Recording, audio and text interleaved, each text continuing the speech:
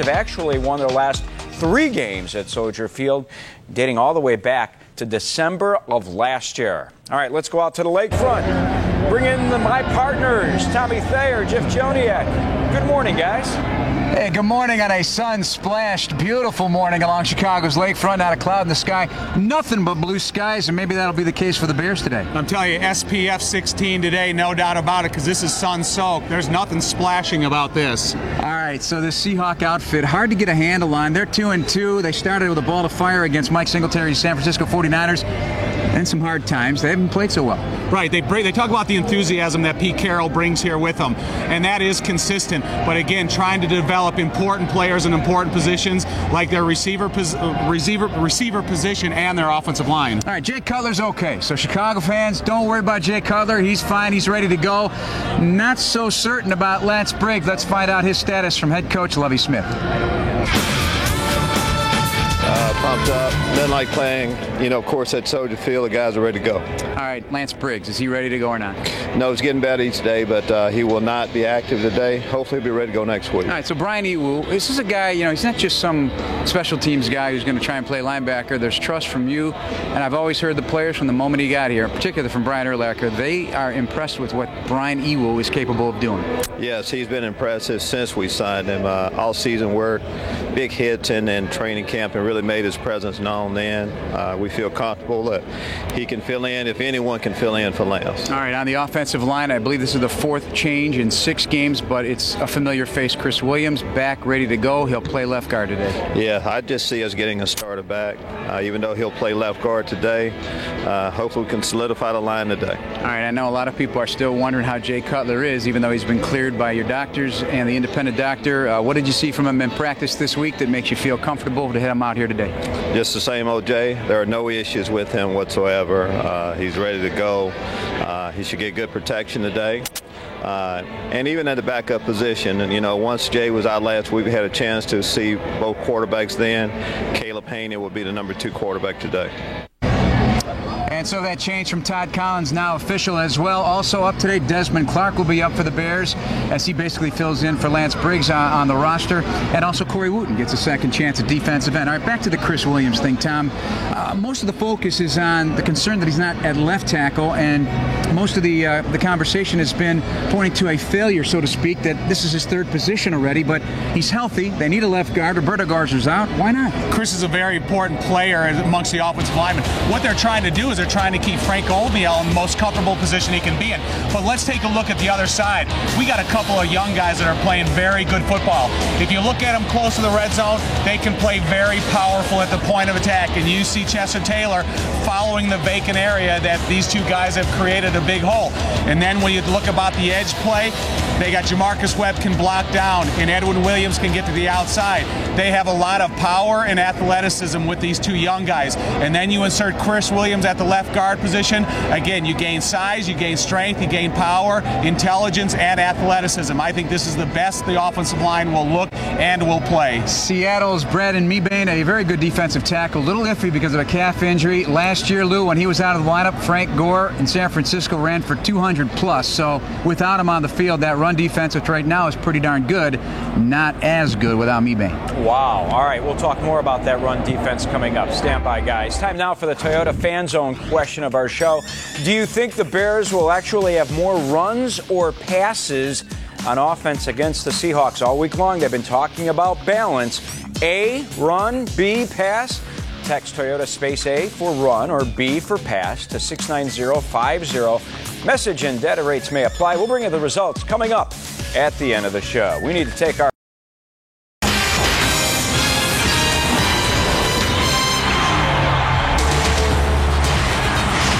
The Bears, leaders of the NFC North Division, with a 4-1 record, hit the field, hosting the 2-2 Seattle Seahawks from Soldier Field in Chicago. We welcome you to the NFL on Fox. Along with Super Bowl winning head coach Brian Billick, I'm Chris Myers, and we're glad that you're with us. The Bears tied with 3 other teams for the best record in the NFL, but you walk around town, even here, there are skeptics. Well, there's nothing ugly about 4-1, but I don't think the Bears are going to be entering a beauty contest real soon. Defensively, they're on top of their game with a healthy Brian Urlacher, and the acquisition of Julius Peppers was huge. But offensively, they're still searching for a personality. Last week, they had a season-high 218 yards rushing, but they're getting back a concussed Jay Cutler, and they're facing the second-worst pass defense in the National Football League. So a lot of people think offensive coordinator Mike Martz can't help himself, but put it up a lot today. Seattle, the team under change, coming off a bye week, looking for their first road win of the year. Well, if Chicago can't figure out who they are, Seattle is the Sybil of the National Football League. They're all over the place with a league-high turnover in personnel.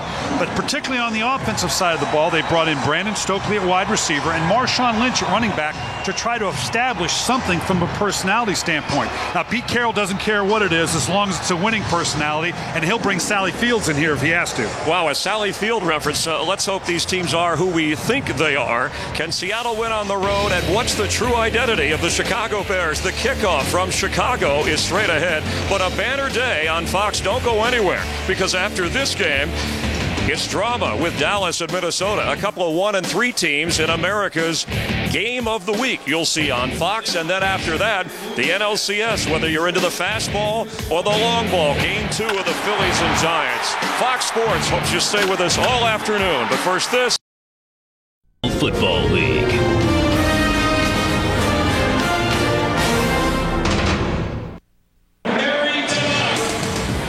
Nothing but blue skies. Sunny in the 60s at Soldier Field in Chicago, and very little wind. And this friendly reminder, on any kickoff or punt today, don't blink. You might miss something big. The return specialists that you'll see have been impressive, from Leon Washington to, of course, Devin Hester. They are game changers. Danielle Manning set to return. The Bears won the toss and elected to receive. So Olindo Mare will kick off for Seattle. Chris, I don't know that I've been to a game where I've seen two teams that both had the return capabilities as these two. It's going to be a factor today. And it was brought up in the pregame. The Bears don't like it when other teams have stats better than they do in the return. Underway. Manning from his own end zone lets it bounce and go through. So after all that, we'll start out at the 20-yard line. Jay Cutler comes in. His 230 passing yards, that's what he averages as a Bear, our best in Chicago history. And Matt Forte coming off a career day running the football against Carolina. The ground game, over 200 yards, the best in 2 decades for Chicago. And the offensive line, it's a work in progress. Chris Williams back in. He's at left guard. We'll look at how they line up throughout the day. It's been remodeled. 4th different starting lineup on the offensive line this year for Chicago. Matt Forte in the backfield on 1st and 10 from the 20. Forte carries. Picks up maybe a yard. As for the Seattle defense up front, Kentwan Bomber starts for Brandon Mebane, who did not make the trip because of a calf injury. Chris Clemens, the guy you have to watch on the pass rush. 4 sacks and 11 quarterback hits. Lofa Tatupu runs the defense from the middle. And in the secondary, Lawyer Malloy leading the team in tackles. He'll turn 37 years old next month. So a 2nd and 9. 4 wide receivers in now for Cutler.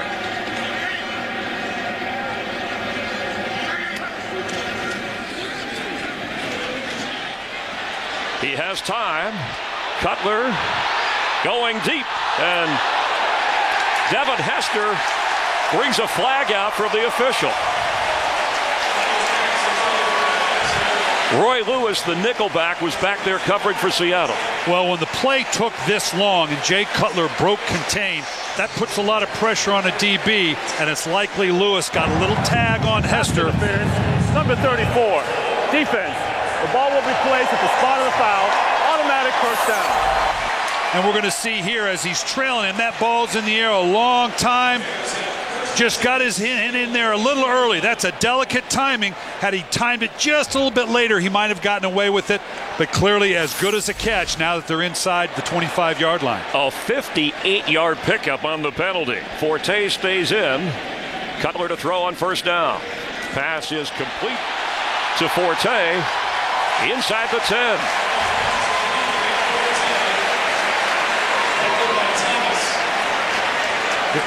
Forte is multi-dimensional, and he's been huge for the Bears. You talked about the big rushing game last week, but the fact that he is so much a part of their offense in terms of both running the ball and catching the ball. You can see right here, this is a challenge for the Seahawks. They have not scored in the first quarter of a game, and when you're on the road, that can be lethal. And the Bears start fast. One of the top 5 teams when it comes to scoring in the opening quarter. So first and goal, that's Olsen, the tight end in motion to the left side. Forte the carry. It'll be second down goal. The whistle finally blows. Al Riveron, our referee today. Well, this is a shuffled offensive line. Now, I want you to keep up with me, Chris, because this gets complicated. Right guard Garza has gone to left guard, but he's hurt now. And in order to do that, Frank Omiel's gone to right tackle. But because Garza's hurt, they've had to take Chris Williams, put him at left guard. When Garza comes back, they're going to leave him at the right guard because Omiel now is left tackle. Got all that? Who's on first? What?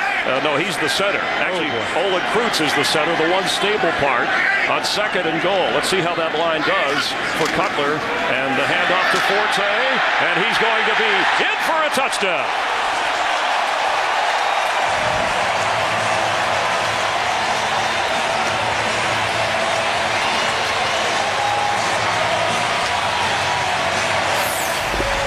Chicago could not have scripted a better start. This is the way, with a reshuffled line, you want to start the game.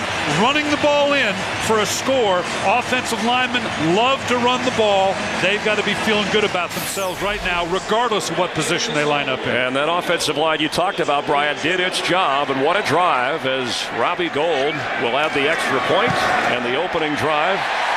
4 plays, 80 yards, just over 2 minutes, and a 6-yard run from Matt Forte. Can the Seahawks respond on the road? Who has a bit of a rivalry going with Devin Hester, growing up in Florida in high school. They recognize their talent. Leon went to Florida State, Hester to Miami, and it's continued. He hopes to respond today. And again, the kickers as well aware of the return men as we are and want to play keep away from the specialist who can score in a flash. Pete Carroll back in the NFL, and since he took over in January, 225 transactions, including this week where they acquired during the bye week Marshawn Lynch and traded away Deion Branch back to New England. Well, he's going to find the combination he wants, and they better be drinking the Kool-Aid, because that's job one for Pete Carroll. You got to buy in. And he has Marshawn Lynch in the backfield. Hasselbeck looks to throw and does. Low but caught at the 34-35 yard line is tight end John Carlson. And let's take a look at the lineup for Pete Carroll and his offense. Matt Hasselbeck coming in with 4 touchdown passes through the air in 4 games. He's run for a couple. And Marshawn Lynch starting and should get the workload as long as he can hold up. And on that offensive line, once a linchpin for Seattle, now another position, an area under repair. As the handoff goes to Lynch, and his first run as a Seahawk, and he gets the first down. Let's get a game break. Kurt Menefee will keep us updated all afternoon. Kurt? Well, the Eagles trying to score as quickly as the Bears did in your game. End around to Deshaun Jackson. 31 yards later, it's good for 7, and the Eagles take the opening possession, march down the field, and have a touchdown lead over the Falcons, just like that. Chris and Brian. Thanks, Kurt. He'll be keeping an eye on that Giant game, hosting the Lions, as you see the NFC East picture. As for the NFC West, Arizona idle today at 3-2. They lead the division, so the Seahawks would like to chalk up a W and move a little bit closer. Michael Robinson is in and quickly gets the snap. So the fullback running back, Michael Robinson, came in a Seattle version of the Wildcat on what was a first down play.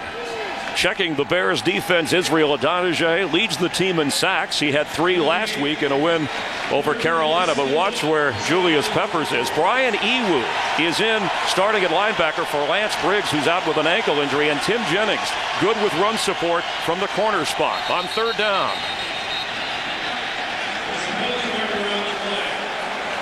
Looks like got Chicago to jump off sides, or were they drawn off?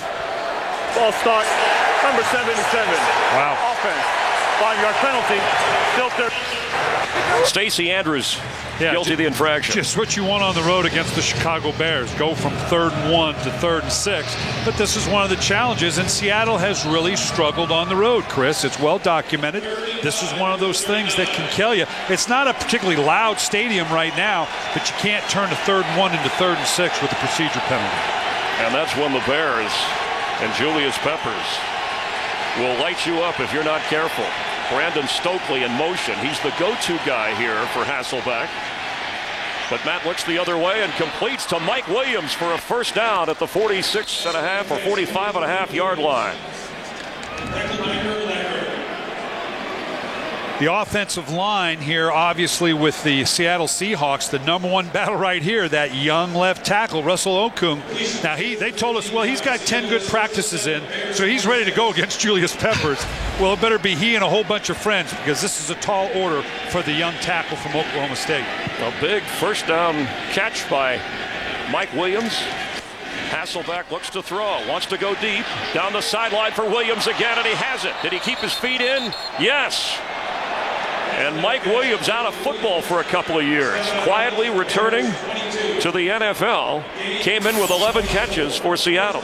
This you can see out here, Williams kind of being reacclimated here in Seattle, does a nice job with that size. They're going to a no huddle trying to catch the Bears off guard. Forsett is in the backfield. Hasselbeck for the end zone, and for Dion Butler. Did he hang on? Touchdown Seattle.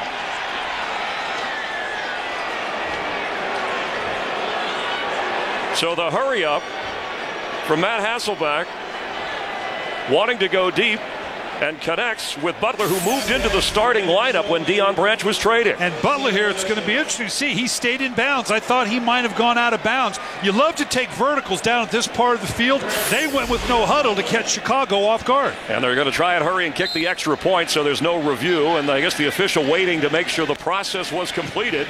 You've seen that if you're a Bears fan. So points on the board. Seattle scores for the first time in the first quarter this year. We're tied at 7 in Chicago. It's time for the Bud Light Playbook. Today, how to work the weekend without missing the game. What's happening? Since we're stuck here working the weekend, I hooked up the projector. And Dion Butler hauling in the touchdown pass. First points by Seattle in the opening quarter this season. And trying to win their first road game, responding to Chicago's opening drive. It's not windy at all. That was just probably a poor placement of the football. And Chris, I'm always talking about the emotional response a team can have, particularly on the road. What a great response by Seattle. They go from a 3rd and 1 to a 3rd and 6. They convert it, get a play down the field, and then come up with the big play in the end zone. Great emotional response on the road. No NFC West team this year traveling outside the division has won an 0-8 record. Seahawks hope to change that. Alinda Mare last time pinned him in the end zone. It is Manning who will be pinned again because he couldn't hold on to the football. So Chicago, where they started last time, from the 20, but Cutler marched him 80 yards for a touchdown. Let's see what they can do here. Seahawks, the NFL Sunday doubleheader continues with America's game of the week, the Cowboys and the Vikings. Both teams at 1-3. It almost takes on more meaning because where does the loser go? Randy Moss teaming up with Brett Favre. Randy has never lost to the Dallas Cowboys in his career. It's really a triple header. The NLCS, Phillies and Giants follows that. A big day on Fox Sports. 1st and 10 for Cutler. The pass tipped and incomplete.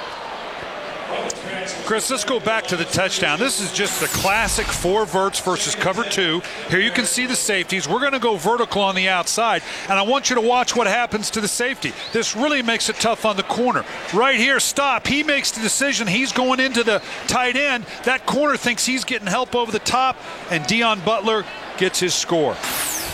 Talk about balance so far. 3 runs, 3 pass attempts. The big penalty is what set up Chicago the last time. As Forte carries, it'll be 3rd down and long. And both teams told us they're going to do a lot of shifting and motioning, Chris. Chicago, what they're trying to do is slow down the presence of Lawyer Milloy. Watch number 36 for Seattle. He can tell you what the defense is on almost every snap. He comes down into the proverbial box, and they're going to move their formations around to make it difficult for him to pressure. Four-time Pro Bowler Lawyer Milloy, a passing situation, so 4 wide receivers are in with Matt Forte on third down. Pass is overthrown, and, well, there was a chance to be intercepted. Marcus Trufant was back there covering, and good pressure on Jay Cutler, who told us he had the best week of practice with this Bears team, and there were no side effects, remaining effects from that concussion 2 weeks ago. And at the end, you know, you open up these edges on the tackle. It makes it very difficult, particularly with the young line. You see the presence there of Matt Forte. You know what? Jay Cutler's been cleared to go. You don't worry about it because he's got to be able to go. But after coming off the concussion, every hit you worry about. Maynard, a very good directional punter. And the rookie Golden Tate is running backwards and is going down. Rookie mistake from a pretty good return guy. Seattle takes over on offense. If you're in the market for an off-road vehicle, ask about the Skid Plate. Seems like she's cured. I have no idea. All new House. Viewer discretion advised. Tomorrow at 8/7 Central on Fox. Chris, I want you to watch Brian Ewu here. Does a great job of maintaining contain. Golden Tate has no place to go. He keeps great leverage, forces him back inside. Had he gotten outside, he might have scored. Ewu in at starting linebacker for the injured Lance Briggs, so he's having a busy afternoon already. Hasselbeck, second possession on first down. Marshawn Lynch has some room. First down. And when we talked to him, he said, when I get into beast mode, look out. Yeah, now I want you to watch this. He is an inside zone runner, which leads everybody coming inside. He then jumps outside. They expect him to stay tackle to tackle, so when he bounces it outside, it's there for big gains. And Hasselbeck with a pick up the pace approach to the line. There's threatening pressure here. Hasselbeck 4 out of 4 so far.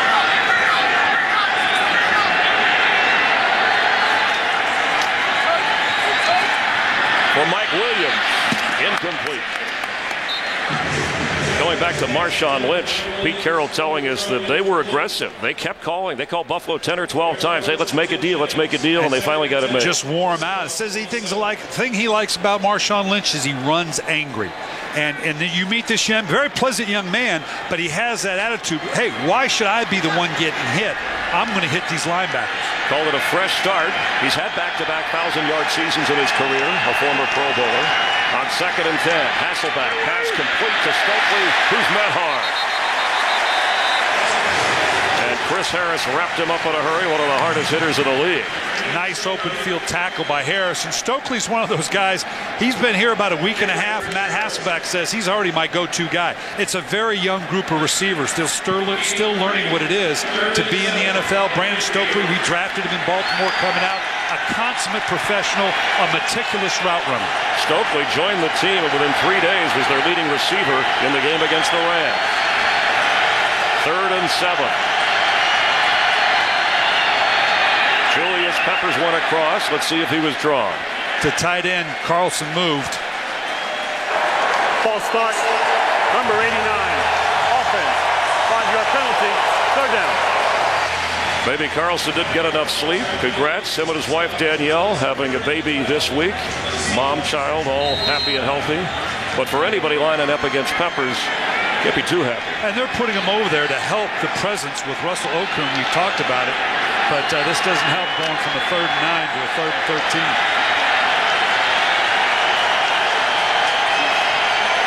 Forsett is in as the 3rd down back.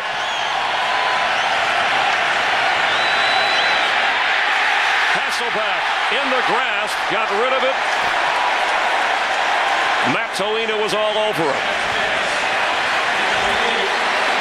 They're going to call that incomplete. Now, either way, it's a punt. So Chicago doesn't much care either way. It looked like it should have been in the grasp.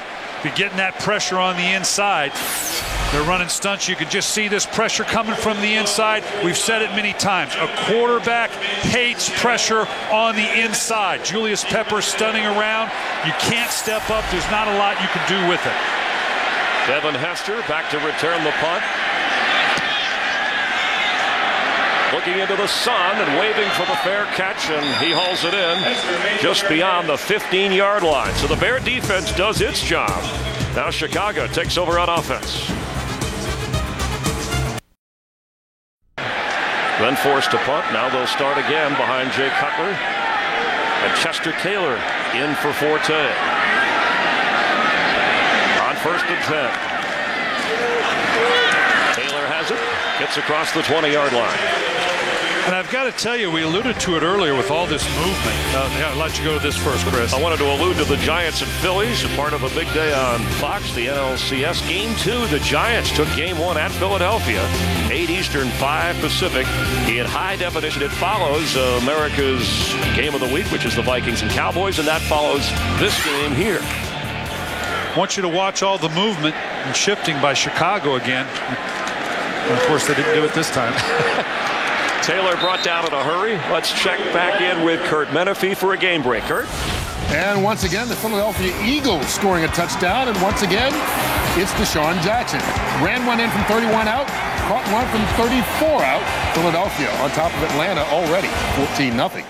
Chris and Brian.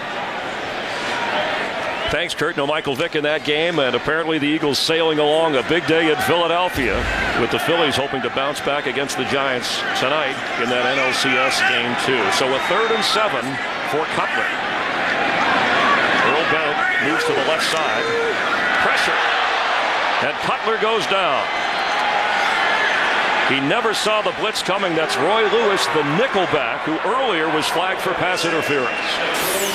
And Lewis comes from the top of the screen. Again, they're shifting, they're moving. They put the tight end strong, then weak, and now you don't. That's the tough thing when you shift this much. Jay Cutler's got to assume everybody's picked up. He had no idea he was coming scot-free off that weak side. Sometimes all that moving and shifting can cost you. So Maynard from his own end zone.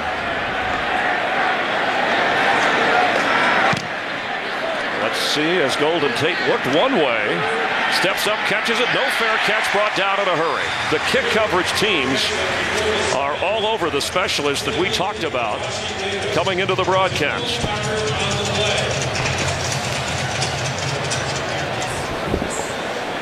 There's a flag on the field.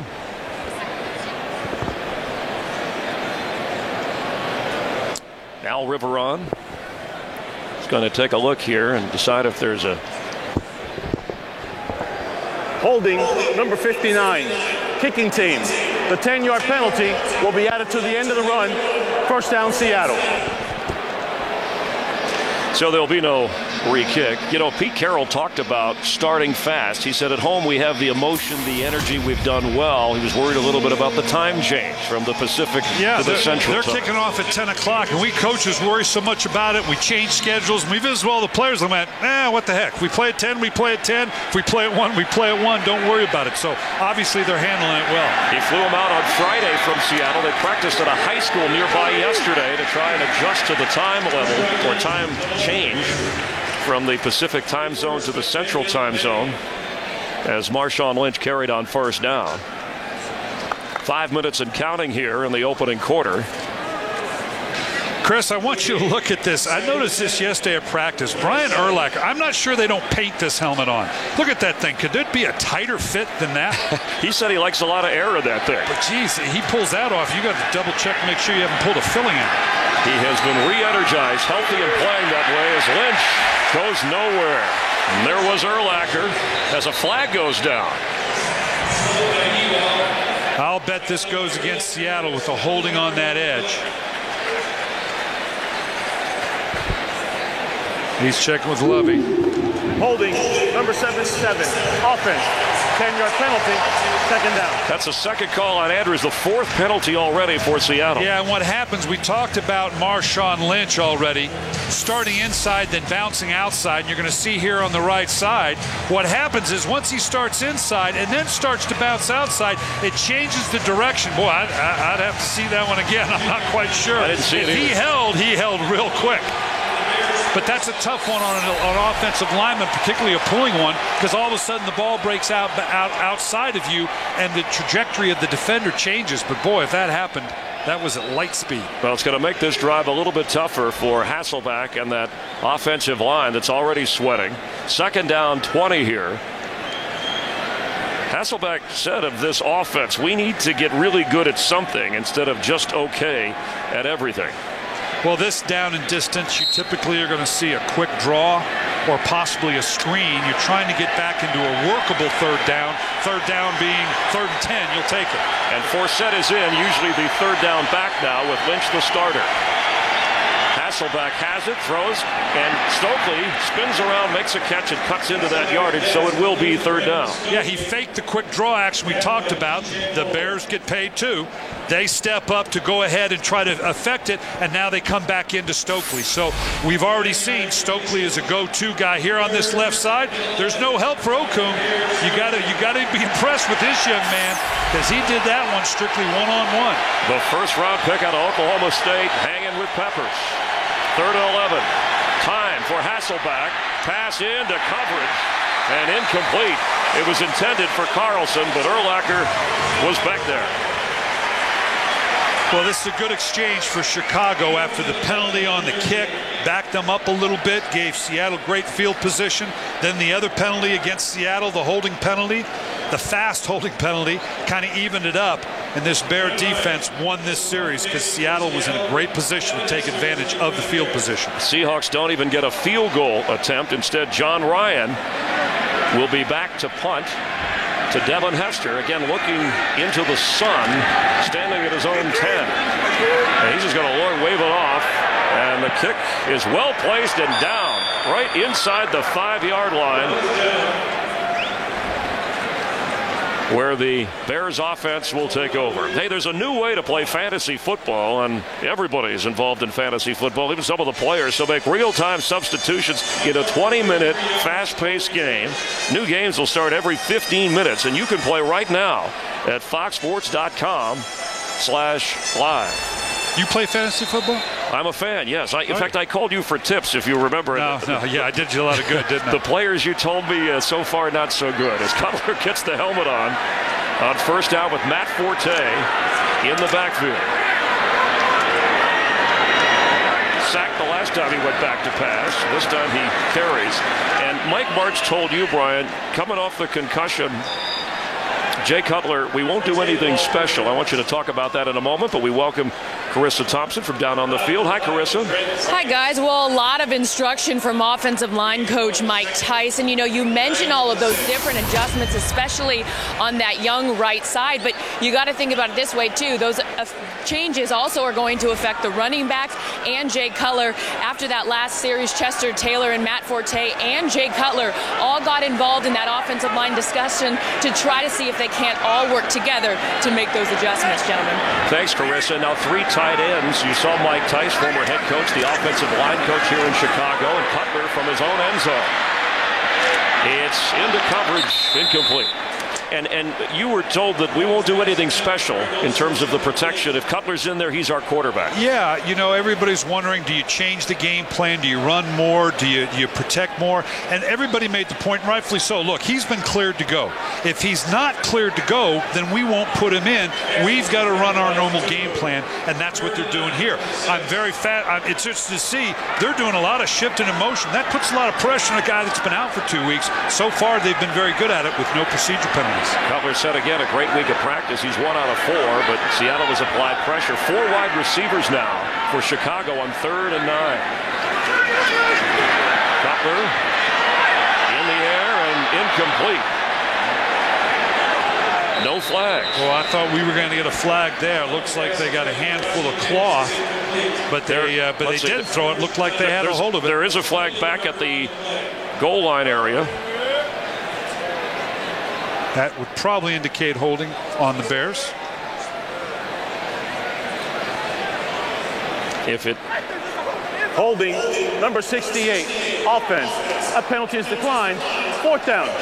It must not have been in the end zone, because if it was in the end zone, then it would have been a safety. Yeah, and we're going to have to see, is he in the end zone? Clearly he's got his feet on the goal line here. Yeah, and the holding didn't take place inside the end zone. I guess that's the qualifier, so the Bears dodge a bullet there. Frank Omiyale called for the penalty. So another punt, 3rd of the game for Maynard. Each time Golden Tate is inching a little bit closer, but the return game has not been as spectacular as advertised.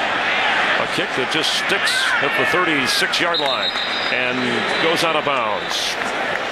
The early pace of this game now as Seattle takes over on offense. Well, I'm impressed with both teams. I am. We talk about how difficult it is on the road. Seattle they're weathering the storm, you know, with all the penalties and the field position. Chicago, I got to say, for Jay Cutler coming back after basically missing almost 2 full games, Mike Tyson, the job he's doing with this displaced offensive line, you have to be impressed.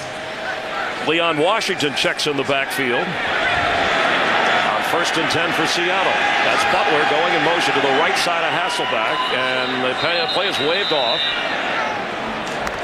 Boy, Erlach was panicked. He called a quick timeout. They were obviously misaligned for what Seattle was doing. Let's check in with Kurt Menefee for another game break. Kurt? Green Bay's Aaron Rodgers with the longest completion of his young career, hooking up with Greg Jennings, who just outruns everybody. 86 yards on the score, and the Packers retake the lead as they get ready to start the 2nd quarter in Green Bay, 10-7 over the Dolphins. Chris and Brian. Yeah, the NFC North, very interesting. Greg Jennings with a very slow start, but now with Jermichael Finley out, I got a feeling Aaron Rodgers is going to find Greg Jennings a great deal. There was some question about Rodgers and a concussion. He's playing this week. Of course, Jay Cutler sat out last week, and the Bears said not only did they clear him, an independent specialist cleared Cutler. Which everybody has to do now. It has to go through an independent source before the player can get back on the field. After the Bear timeout, they have 2 remaining on 1st down for Seattle. Hasselbeck, quick pass. Oh, and Mike Williams was there, but the coverage as he went low to get the football was Tim Jennings, who's really there for more run support, was right with Williams, who stands about 6'5". And Jennings is only 5'8". Well, Lovie Smith, who along with Rod Marinelli kind of coordinates this defense, they know they're facing a veteran quarterback in Matt Hasselbeck. You can't stand pat. You have to do a lot of different things against a veteran like Matt Hasselbeck. Hasselbeck 6 out of 10. It's 2nd and 10. Lynch. And running hard. There's that beast mode he talked about. Boy, he is a strong runner. That had nothing written all over it, and he just beasted his way down to a convertible 3rd and medium. You know, the difference between being 3rd and 4 and 3rd and 9, it's almost doubles the percentage. And look at this. He just fights through these.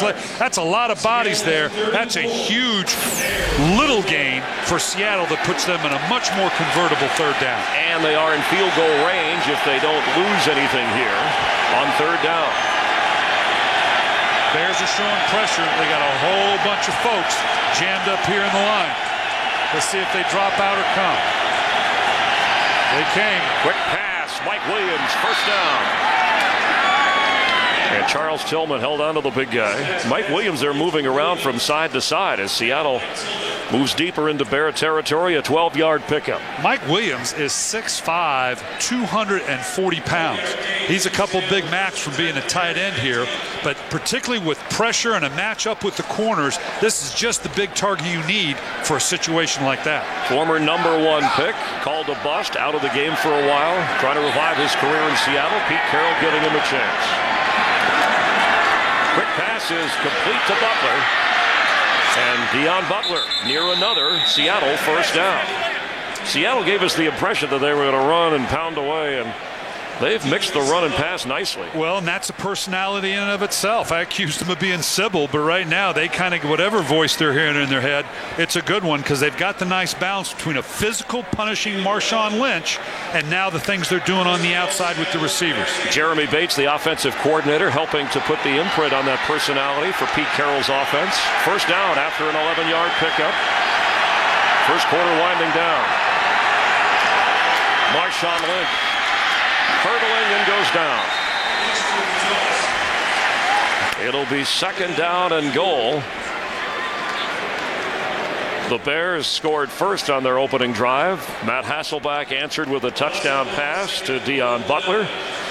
And Bates and Hasselbeck trying to get into the end zone or get some points here. That is the end of the first quarter with the Seahawks and Bears tied at 7. Fox NFL Sunday continues from Soldier Field in Chicago in just a moment.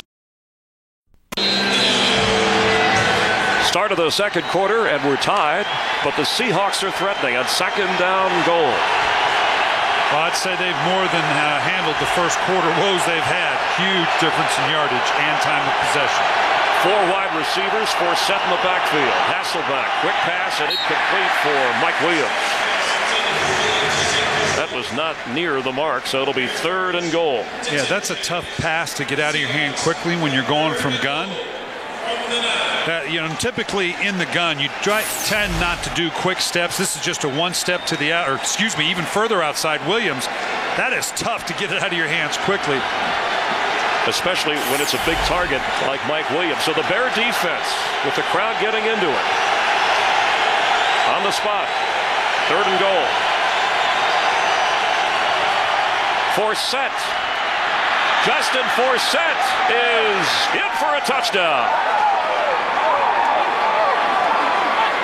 What a third down call, and Julius Peppers slow to get up at the 5-yard line. Well, those kind of calls very rarely work for a touchdown. Boy, but it sure did here, and it was just a matter. They had bodies on it, but it got to be a rugby match in the middle, and Seattle won the scrum on that one. Look at this.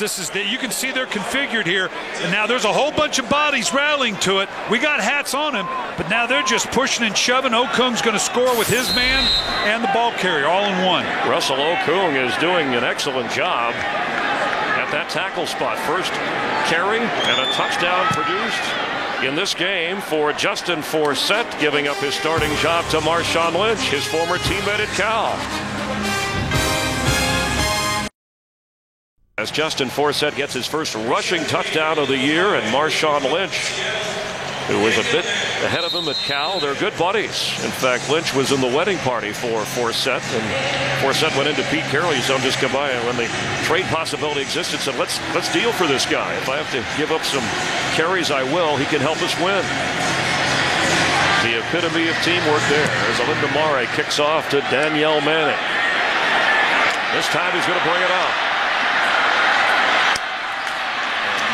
Stopped short of the 20-yard line again. The excellent special teams play as Jay Cutler comes in, and he said he expected pressure from Seattle coming off the concussion and certainly with the reworked offensive line. Yeah, and they haven't gotten any continuity yet. They thought they could run the ball.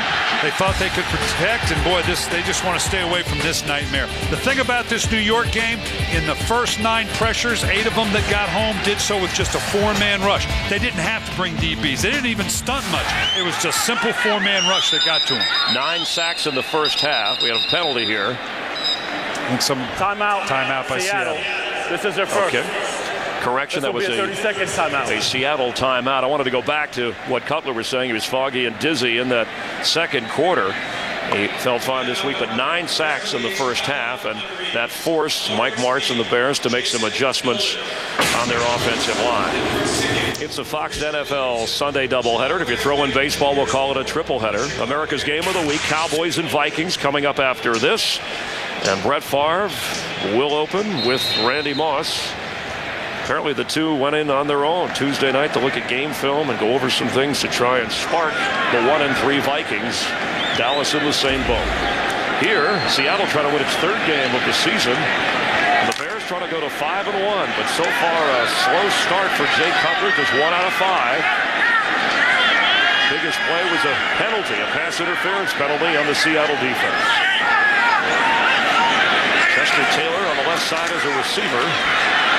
Cutler goes to the right side off of Olsen's hands and incomplete. Let's check in with Carissa Thompson. Well, an update, guys. Seahawks are without a member of their secondary. Cornerback Kelly Jennings is out with a pulled right hamstring. He's walking around on the sidelines with some ice on it. They'll take a closer look at halftime. Walter Thurman will be his replacement. All right, so thank you, Carissa. Roy Lewis, the nickelback. If you're Cutler, if you're Martz, and you see that, do you attack the rookie from Oregon? We said in the open, this is the second worst pass defense in the NFL. They're down a man. I don't know how you not go after it, but they do want to keep a running profile as well. Taylor stays in on 2nd and 10.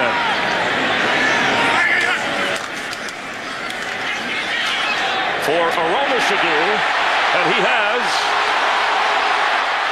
a big gain down to the 46-yard line, and they picked on Walter Thurman. Devin Aroma-Shadu went right to that area. Well, Aroma-Shadu is kind of the forgotten man. Coming into the season here, you're just going to see him motioning in and coming across.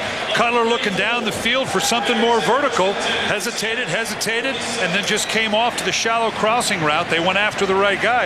Aroma-Shadu, kind of the forgotten man. Coming into the season, had a great final half of the season last year, and really hasn't shown up much thus far. That was obviously a big play for him here. Jay Cutler told us after Friday's practice that Aroma-Shadu is working his way back into the lineup more and more, almost forcing us to look his way.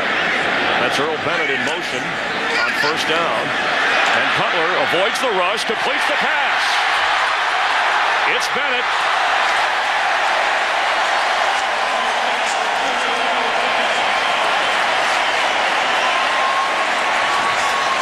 A 36-yard connection between the two former Vanderbilt teammates. A lot going on for Jay Cutler, but he's weighing it out here. A lot of people crossing. He avoids protection, or avoids pressure there, gives him the time to hit Earl Bennett. All this motion and shifting, they're trying to find the best matchup, and in these last 2 plays, they have found it. Seattle hustling to get their defensive players off the field. On 1st down, Cutler. Pass is incomplete, and he got hit hard and went down. Let's check in with Kurt Menefee for another game break. Kurt? Ben Roethlisberger was picked off on his 3rd pass of the season, but hangs in there against Cleveland and makes up for it. Hooking up with Mike Wallace on a 29-yard score. Obviously, his first touchdown back from suspension. The Steelers have a 7-3 lead in the second. Chris and Brian. Thanks, Kurt. Big Ben doesn't want to be called that anymore. Steelers did an excellent job without him. Only 1 loss this year. Bears only 1 loss this year.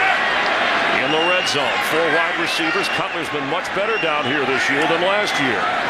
They give it to Forte, and he goes down in a hurry. Seattle was ready for that.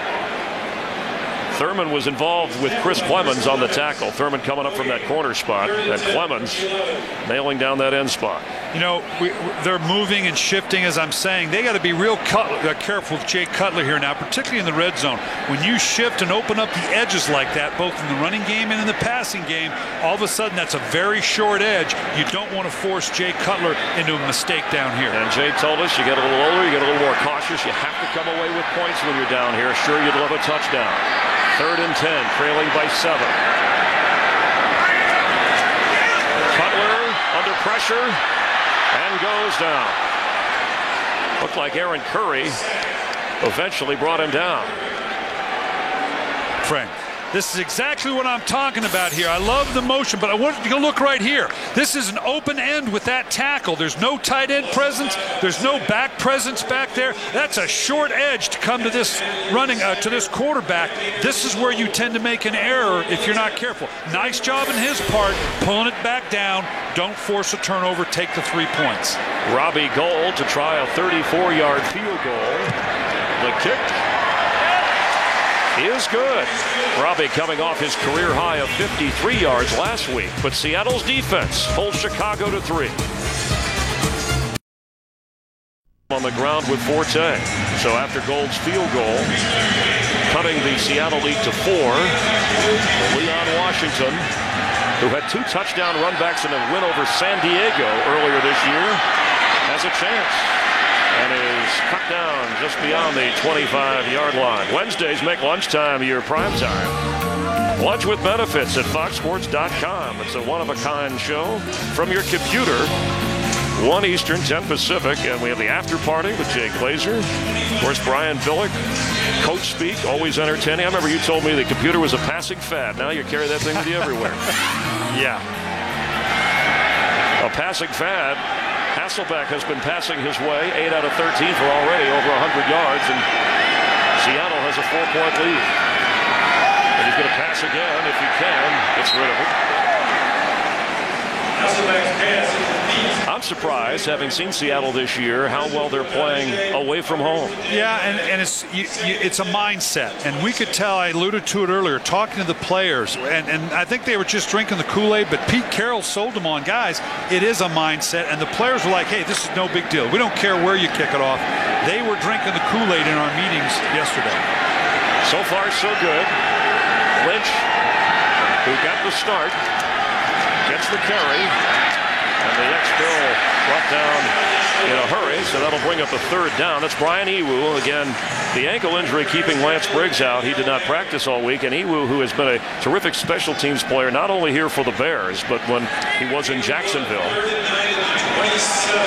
That's the difficulty when you take your best special teamer and have to start him now. He can't do everything. It affects your special teams. Not having Lance Briggs hurts. This guy's a dynamic player.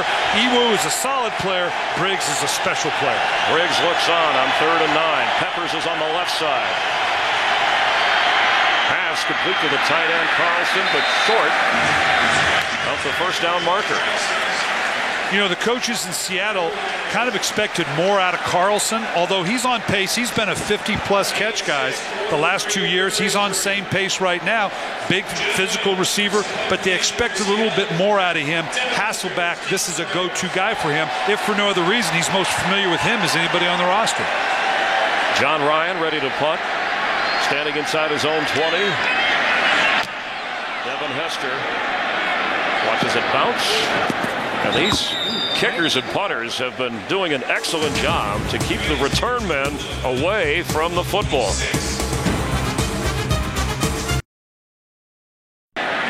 Jay Cutler hopes to get Chicago to its 5th win of the year, trailing 14-10.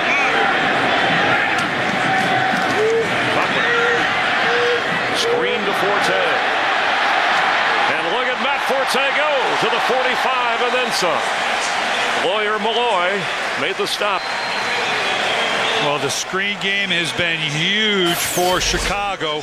Just watch the way these linemen are going to work out in front of the screen. They let that rush come through, and now they slip it out to Matt Forte with a whole bunch of folks behind him. They cranked off an 80-yarder in that opening game. I was here for that game. This is a huge part of their offense. And maybe a way to help settle Jay Cutler. Out last week with a concussion, has been hit hard today, has yet to really find his rhythm. He has plenty of time, and he's going to keep it and go out of bounds at midfield. Let's check in for another game break. We'll keep you informed with everything that's going on. Here's Kurt Menefee. Keeping an eye on the NFC West, the Rams. Sam Bradford hooking up with Denario Alexander. 38 yards for the score, his first NFL touchdown. St. Louis leading San Diego 10-0. Chris and Brian, how about Bradford being the #1 overall pick? Denario Alexander, an undrafted free agent. And the fact that they can work together and have success. And of course, Seattle knows what it's like playing the Rams in St. Louis. That was a tough road loss for them. But at the end of the day, Bradford is one to buy. Yeah, you think so? Yeah, given the difference in contracts. He'll make a few more bucks. Yeah. 2nd and 5 for Cutler. He's going deep down the sideline for Knox, and it's tipped, and he had a shot at it, but it went by him. Boy, there was a lot of hand fighting going on down there. That ball did tip up a little bit. Knox, you can see here, that's just a lot of bodies here. This thing tips up. I don't know if Knox gave up on it or didn't see it bounce. Stay with it, keep going. Boy, hit it. That would have been a fun one for him had he stepped back underneath that one. Now, you are looking back into the sun from that angle, but to have those two receivers that close together. Yeah, no, that had to be a mix-up, and Jay Cutler's throwing up a prey. There's the sun that we talked about as far as the angle. Well, then you just catch the dark spot. Use your sunglasses. Chicago 0 for 4 on third down. Worst in the league coming in that department. And it's going to get worse. Tupu tips it incomplete. Another punt for Chicago. Seattle is weathering the storm. I'm impressed. The way this game has gone, it would be real easy. Again, they have no reference frame to do well on the road. I think they're handling it very, very well. Excellent defense as Golden Tate is ready for the bunt. Could Jay Cutler be a little shell-shocked? Well, no. I think they're opening up those edges. They're putting a lot of pressure on him. They thought they could run the ball. They really haven't attempted a whole lot of runs thus far. So Maynard's kick, again, an excellent directional kicker, and looking into that sun, the ball is not returnable. So Seattle will start at a hole, but they have a 4-point lead here at Soldier Field. How smart is the new Ford Edge? Well, it can show you the most fuel-efficient. On a first down, they have the football, they have the lead, but their defense wants a little hometown support.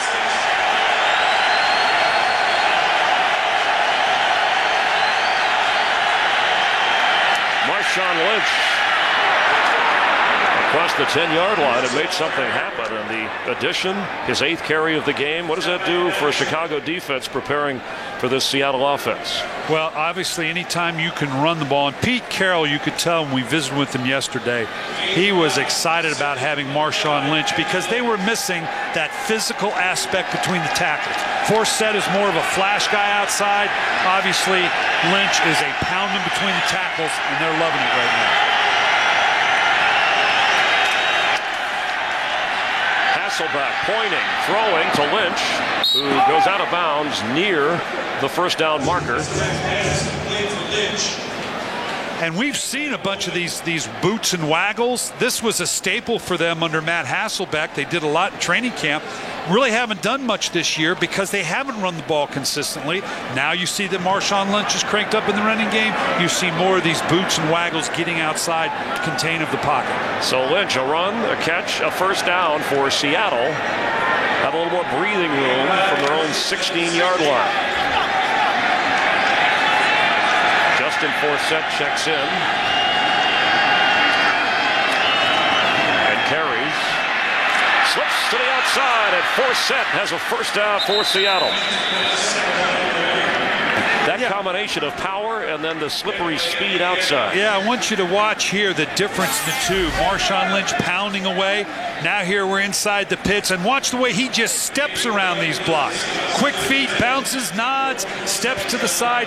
Totally different style than Marshawn Lynch. And this is a league of two-back punch. You got your big punch guy with Lynch. You got your flash guy in Forsett. On first down, Forsett carries across the 30-yard line, and I realize we have 7 minutes to go here, but we haven't called in the first half Julius Peppers' name very much against the rookie left tackle Russell Okung, the first-round pick out of Oklahoma State. And you're exactly right. That's impressive. They've done a few things to help him, but we've already seen he's been left one-on-one with Peppers for a while, and so far, the young man's holding up real well. Okung got in against the Rams, some 25 snaps to get his feet wet. As Hasselbeck throws incomplete, intended for Michael Robinson. And they've been pushing Matt Hasselbeck a little bit. Matt Hasselbeck has made a career in Seattle, primarily under the Mike Holmgren offense. Get the ball out of your hand quick. Tempo, tempo. They've been trying to get him to be a little more patient. They don't want sacks. They don't want interceptions. But let a play mature a little bit. We'll get more plays down the field that way. Bears defense facing another major moment here on 3rd and 6.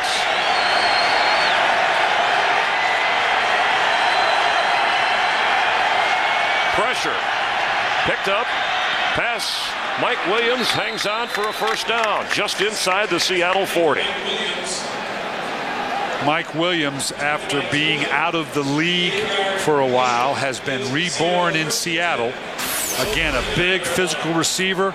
Matt Hasselbeck, been in this league a long time. He knows when he has matchups that favor him. This is a gifted athlete that has had to learn to be a pro, learn what it is to be a functioning member of the community. It's nice to see a guy get a second chance. Hasselbeck complete.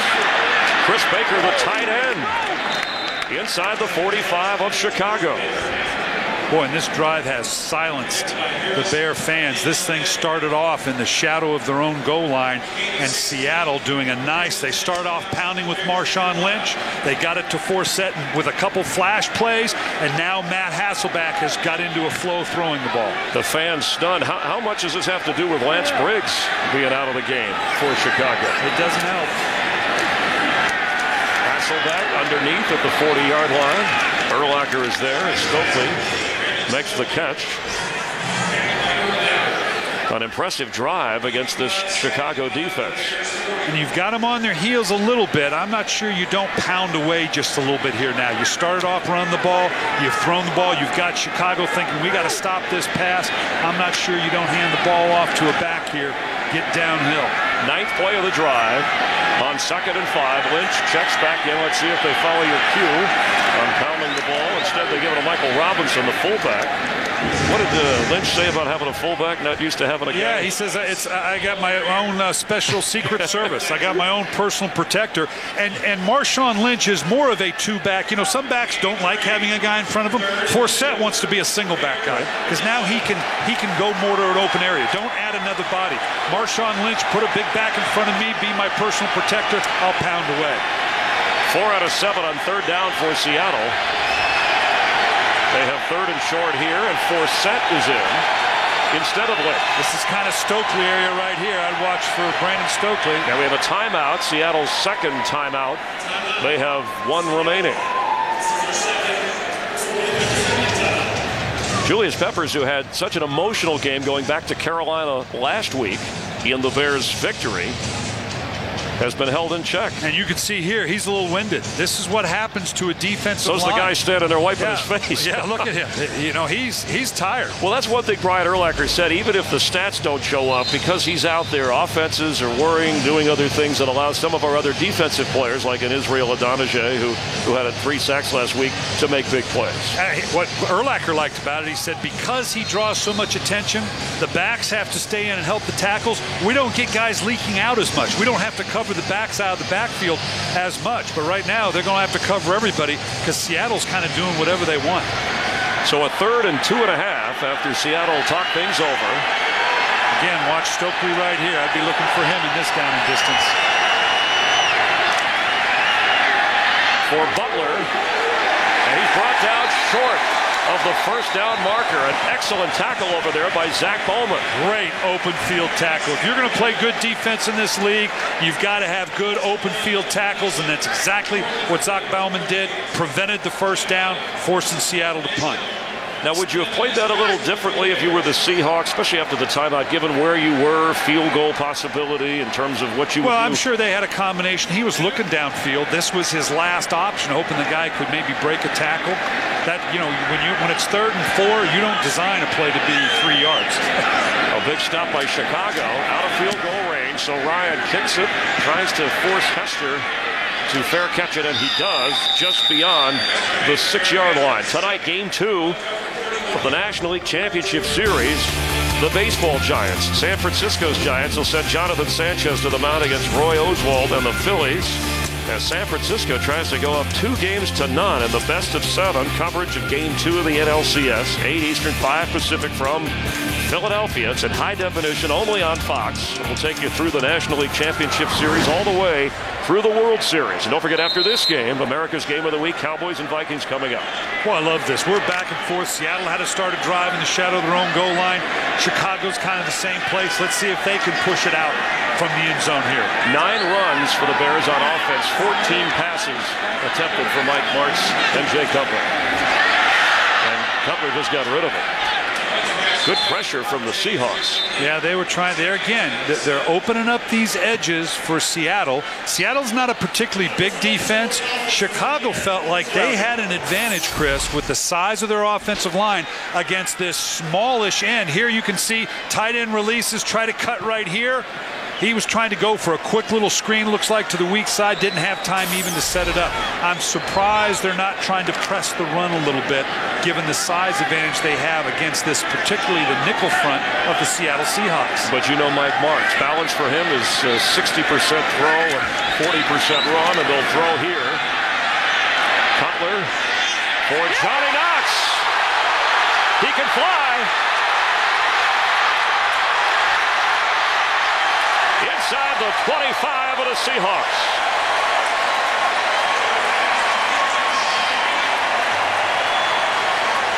Nice job of Jay Cutler stepping up in the pocket. They're trying to tempo it here. Johnny Knox and Devin Hester, maybe the fastest combination receivers in the National Football League. Nice job selling the post. Now, did he step on that sideline? They're trying to get up to the ball quickly. Chicago is. Nice play before it gets challenged. And here comes the challenge flag. Yeah, they were right there on top of it. Chicago tried to hustle up and get this thing out. Jay's a little frustrated right now. He wanted to get to the line right now to get a snap off, to not give Pete Carroll a chance to get that flag out. Pete Carroll, 2 out of 2 in challenges. Seattle is challenging the ruling on the play that the player stepped out of bounds prior to when the whistle was blown. Al Riveron will review, and we'll take a closer look to see if Pete could go 3 for 3 in the challenge department. You're watching. The foot is clearly in bounds. Now the next foot, what's it do? Right there in bounds. I think the Bears are going to have this big play down on the 25-yard line. Thank goodness for high definition.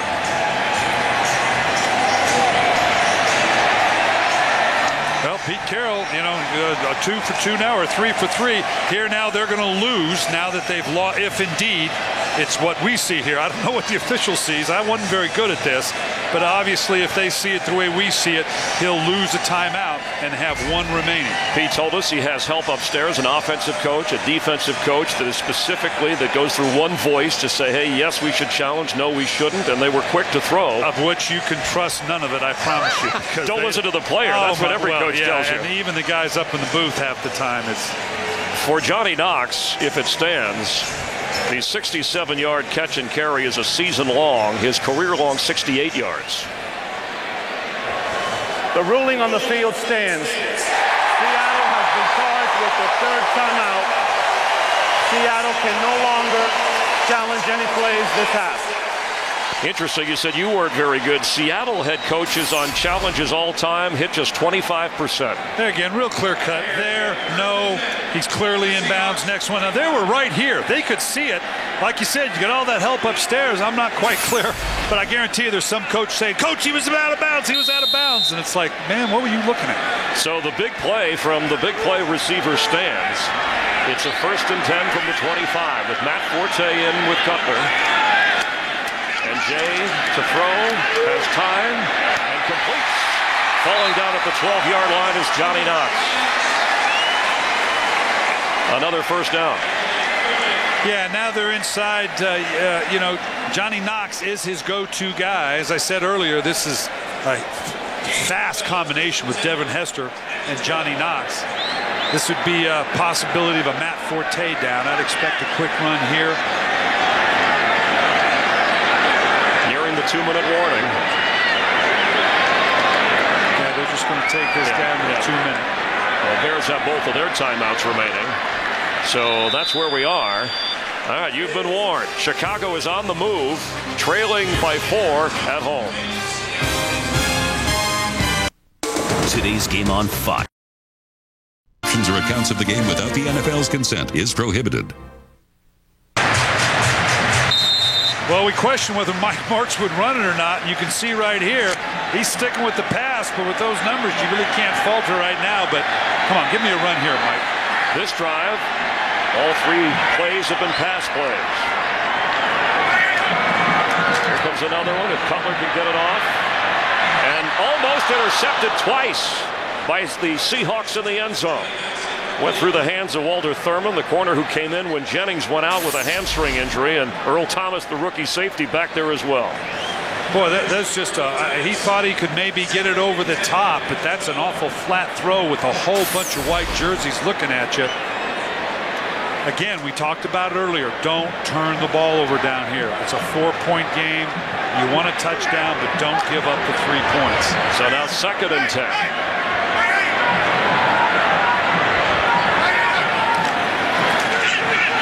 Cutler's pass on the other side of the receiver, but a nice catch made by Devin Aromashadu, who had to get a stop and turn. And it'll bring up 3rd down. And again, the Bears 0 for 5 on 3rd downs today, and they came in as the worst in the NFL, just about 21% on 3rd downs in the league coming in. Well, this is where Mike Martz knows that Jay Cutler has to be careful. It sounds awful conservative, and hey, whatever you do, don't screw up. You got it, never up, never in, you golfers say.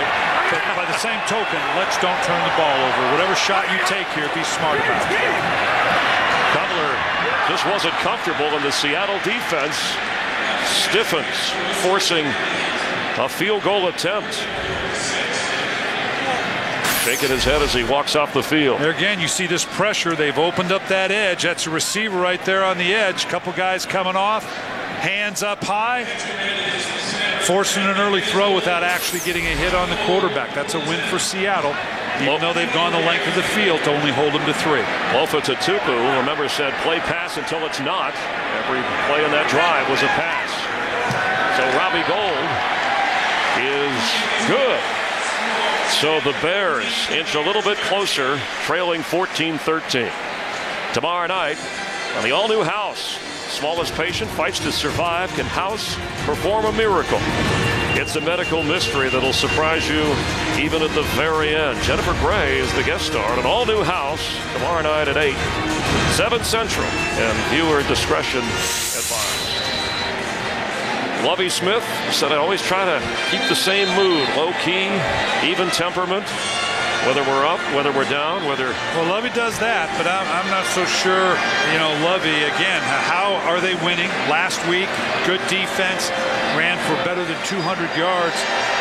And I'm not trying to say they shouldn't continue to throw the ball, but at some point, Mike Tice, I'm sure, is also thinking, you know what, my guys would love an occasional run here and there, because this young line, all of a sudden now it turns into a track meet, and that's awful tough on a young, displaced offensive line. And Leon Washington, proof that one big return can change things, as he helped win a game against the Chargers, who were trailing at the last point we checked. Green Bay, and I know Bear fans are interested in that game, tied with Miami at the half. The Visa halftime report coming up with Kurt and the guys. All the highlights and information you need to know.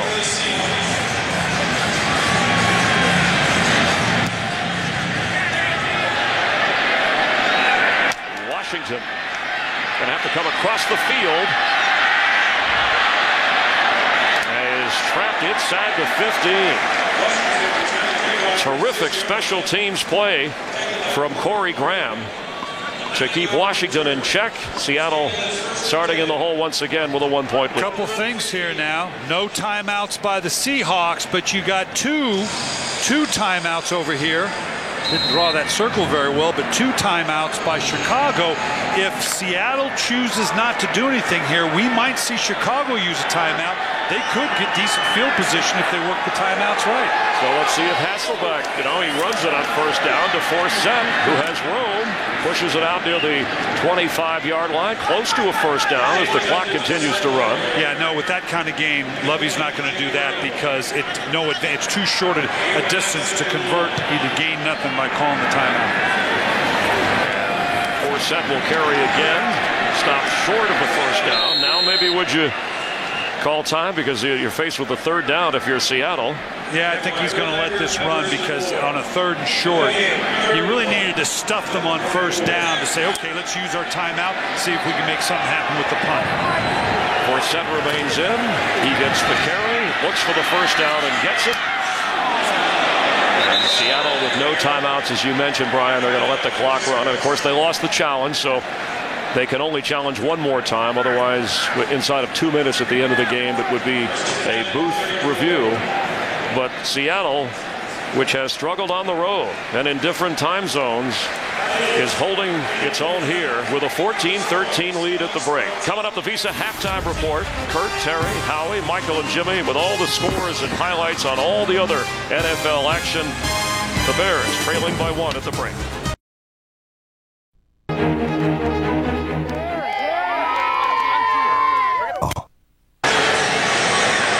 bit of a surprise here in Chicago that Seattle on the road has a 14-13 lead, given their 2 road games this year. Pete Carroll's team outscored miserably 51-17. So how did his team handle the road today? Well, veteran Lawyer Milloy fired up the team prior to the kickoff. We got to win on the road. Open your eyes. Where we at? Where we at? Let's go. Home. And the defense, as well as the offense, playing as comfortable as if they were at home. Well, and that's what Lawyer Milloy is here to do. You know, Pete Carroll had Lawyer Milloy early in his career. Said he was kind of a wild cannon. Now he's one of his leaders because it is all about mindset. And as I said many times, they're drinking the Kool-Aid. They're believing it. Right now it's 14-13. Robbie Gould kicks to Leon Washington. And look at Leon go. Best return of the day out across the 40-yard line. No flags on the field. Let's head down to our sideline reporter, Carissa Thompson. Well, guys, catching up with both coaches at halftime for Lovie Smith.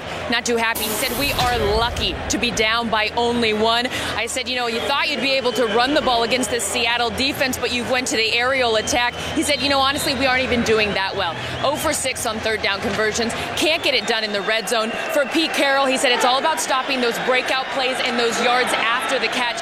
Loves what Marshawn Lynch has added to this offense, gentlemen. And Seattle's offense, which has gone toe-to-toe with the Bears defense. Marshawn Lynch goes face-to-face and does a nice job to avoid a major loss. So it'll be second down for Seattle. I think that's what's been surprising, how well Seattle's been able to move the ball against this Chicago defense minus Lance Briggs. And opposite to Lovie Smith, who said that we are lucky only to be down by 1, I think Pete Carroll probably told his guys, hey, you guys earned this 1-point lead at half. We haven't been here a lot. You've handled the being on the road. You've weathered the storm. Now let's go take control of this game. And the defense of Seattle holding Chicago to a couple of field goals when they were down in scoring position for a possible touchdown. Second and 10. Hasselbeck's throw to Mike Williams. Right at the 49. He is brought down there as Williams has been a big target. Tim Jennings stayed with Mike Williams, his 5th catch of the day. And that leads all receivers. So third down now for Seattle. Well, Tim Jennings is all of 5'8" or 9 at best. And as we said, Michael Williams 6'5". You get that kind of matchup, you're going to take advantage of it.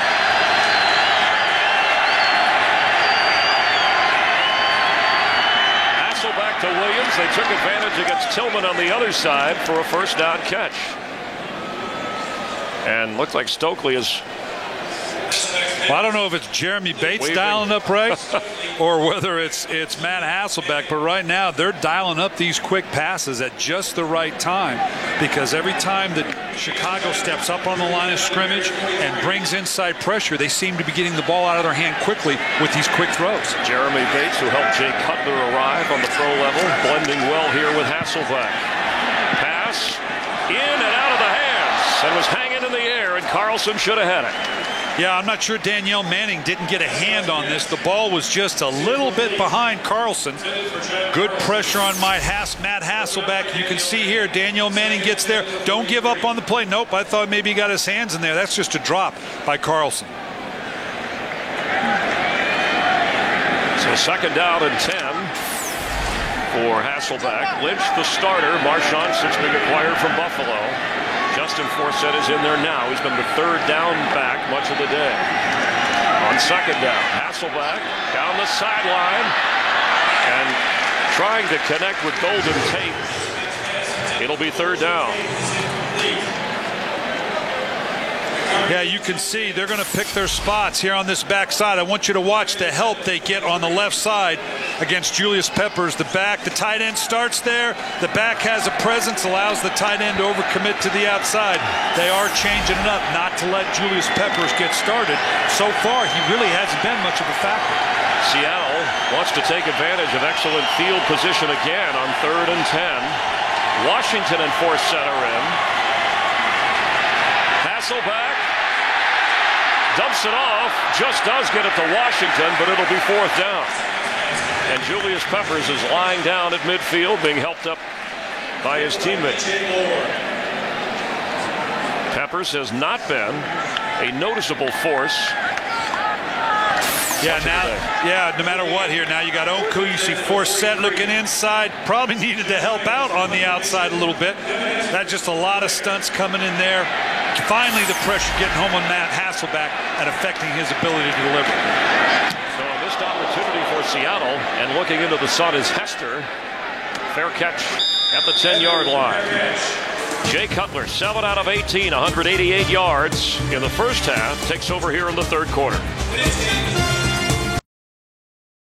For tomorrow, innovation for all.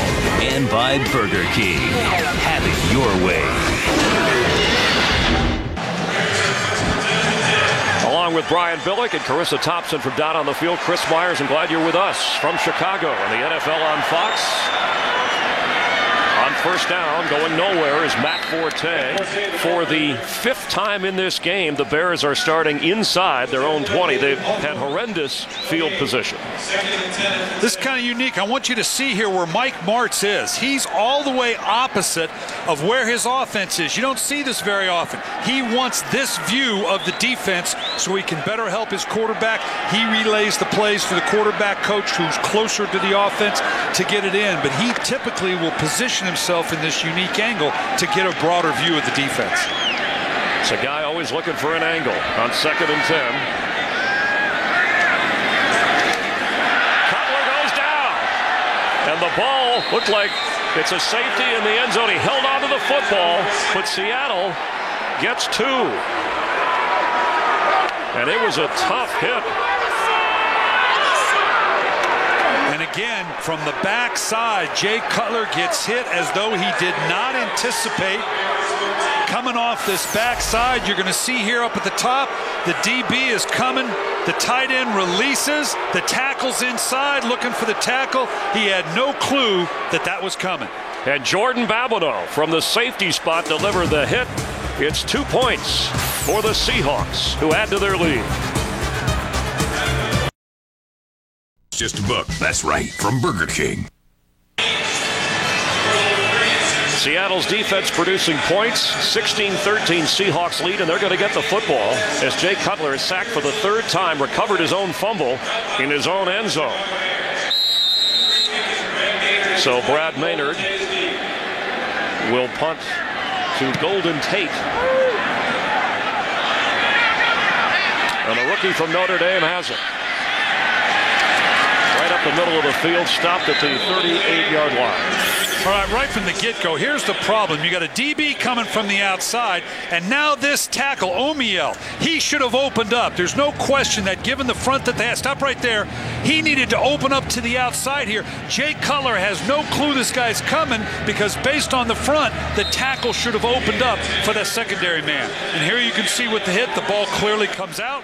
They're lucky that it kind of falls or rolls back into the stomach of Jay Cutler, or it might have been a touchdown for the Seattle Seahawks. That reworked offensive line beat on that play as Marshawn Lynch is beat down to the ground by Brian Ewu. It'll be 2nd down for Seattle. You know, the sacks, obviously, and some of these, you know, you're talking about all the sacks that came in the New York game. It's really not a matter of the number of sacks. It's when do they come? And obviously that being a key one backed up on your own goal line. Jay Cutler has to be tough to throw and take the hits that he does.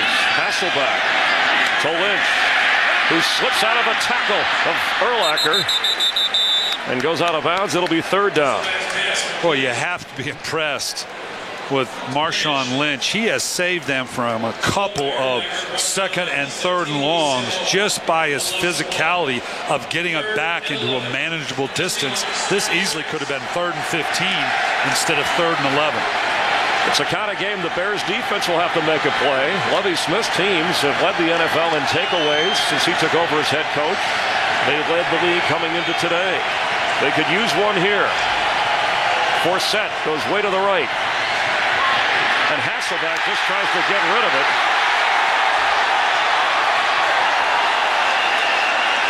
Is that a shovel pass? Well, that remains to be seen. They're calling the Bears. He shuffled that underneath. It's all about the angle of the arm. Was it a pass or were you fumbling it forward? They need to sort this out and discuss it. You can't just roll it forward. So they're overruling it here. Riveron came in and said, look, this was an attempted pass. Watch right here. He sees the screen is dead. Pulls it back in. Ooh, boy. I don't know. And that's a judgment call. Is that something you can challenge if you're Lovie Smith? You know what? In terms, I don't know that you can with the angle of the call. You can challenge. Was it a fumble? Was it a hit? I don't know that you can challenge what was the intent of the throw, but you can. Indeed, did he get out of his hands before it was a pass attempt and a fumble? Obviously not going to happen now. It wasn't the best play by Hasselbeck, who's done a few of those today. Let's take another look. Either way, the Bears. This is borderline. You know, I understand, it was a pass intent. Yeah, he just got it out just in time. First is the first. Today, just beyond their own 30-yard line, and on first down. Cutler to throw again, and has a man inside the 45. Devin Hester with the catch. We bring in our Fox NFL rules analyst, Mike Pereira, to review that play for us that was called incomplete. Mike? Hey, Chris, that was like the old tuck play where when did the ball come loose? Yeah, it is reviewable, but actually the forward motion of the hand had stopped, and then he shoved it forward, and that starts the forward pass too. So there wasn't a tuck motion. Had it been challenged, we would have stayed with the incomplete pass call because of that second motion of putting it forward. Actually, a wise decision not to challenge that play.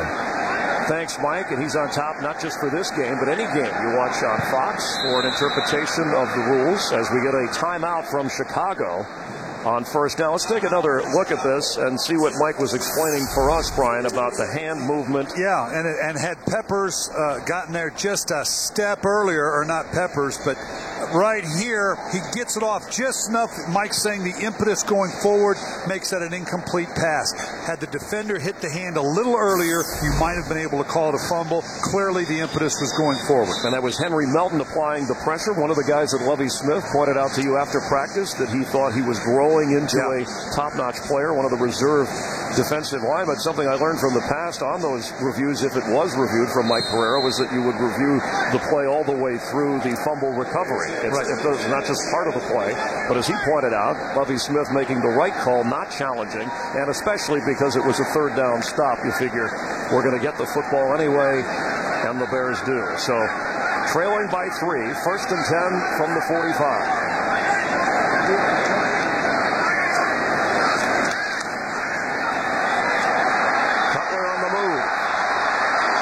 To get rid of it, and throws it out of bounds. Yeah, that's vintage Romo there. Tony Romo looked like Tony Romo stepping. He's going, woof.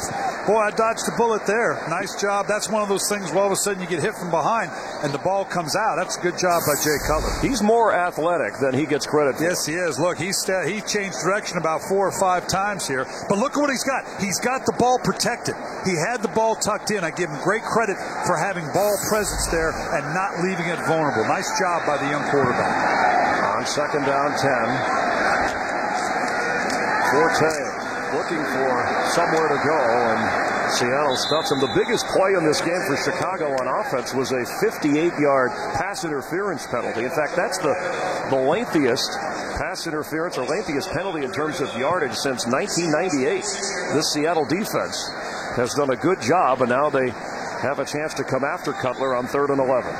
Yeah, and this is one of those, even though it's a long yardage situation, Chicago is yet to convert on a 3rd down. They're 0 for 6. Let's see if they can convert one here. With 4 wide receivers in the game.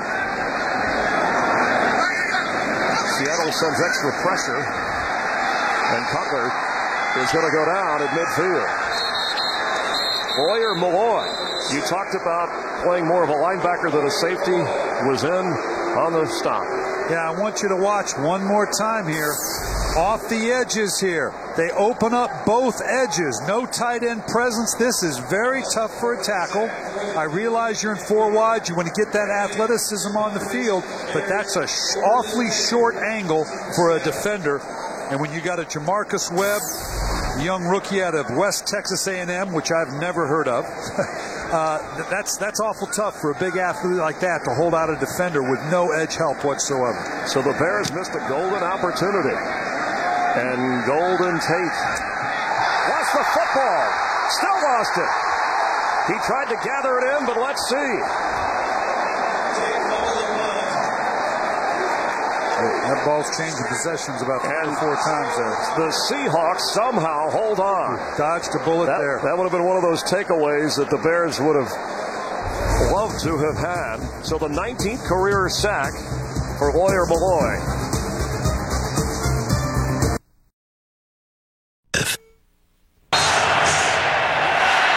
Seattle in the tall grass of its own end zone, leading 16-13. First down for the 7. Marshawn Lynch, the running back for Hasselbeck.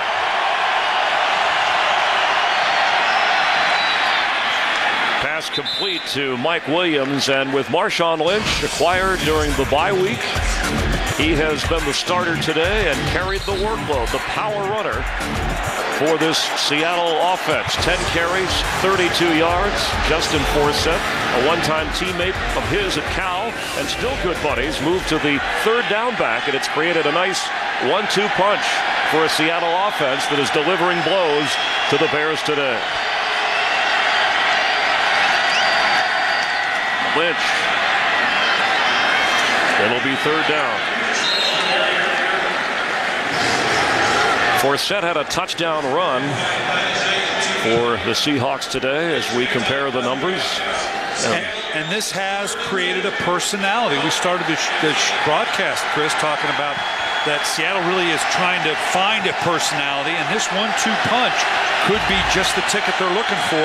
This is a nice combination for them. And Forsett lobbied, even though he knew it would cost him playing time, the Seahawks to get Marshawn Lynch, and he's in now on 3rd and 2.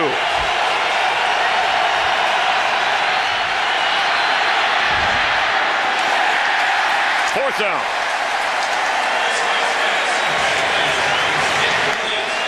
Good stop for the Bears. Anytime you can get the quarterback to have to hold, it makes him nervous. You could tell he was looking for anywhere to drop the ball off. They're lucky that thing wasn't intercepted. Matt Hasselbeck started out with a little bit of a rhythm in the first half. They don't seem to have it in the passing game right now. Thank goodness he didn't try the shovel pass. Ryan punting from his goal line. In the sun, Hester has it and brought down right away. But the good news for the Bears is they will start in Seattle territory, trailing by 3. But Brian, I guess the kick coverage teams were well aware, and they have held these guys in check. And they've done a nice job kicking away from these guys, making them have to work all that much harder for it. Devin Hester in at receiver. Came in with 11 catches for Jake Cutler so far this year, and does not have a catch today. Cutler is going to keep, and what a move to get a first down.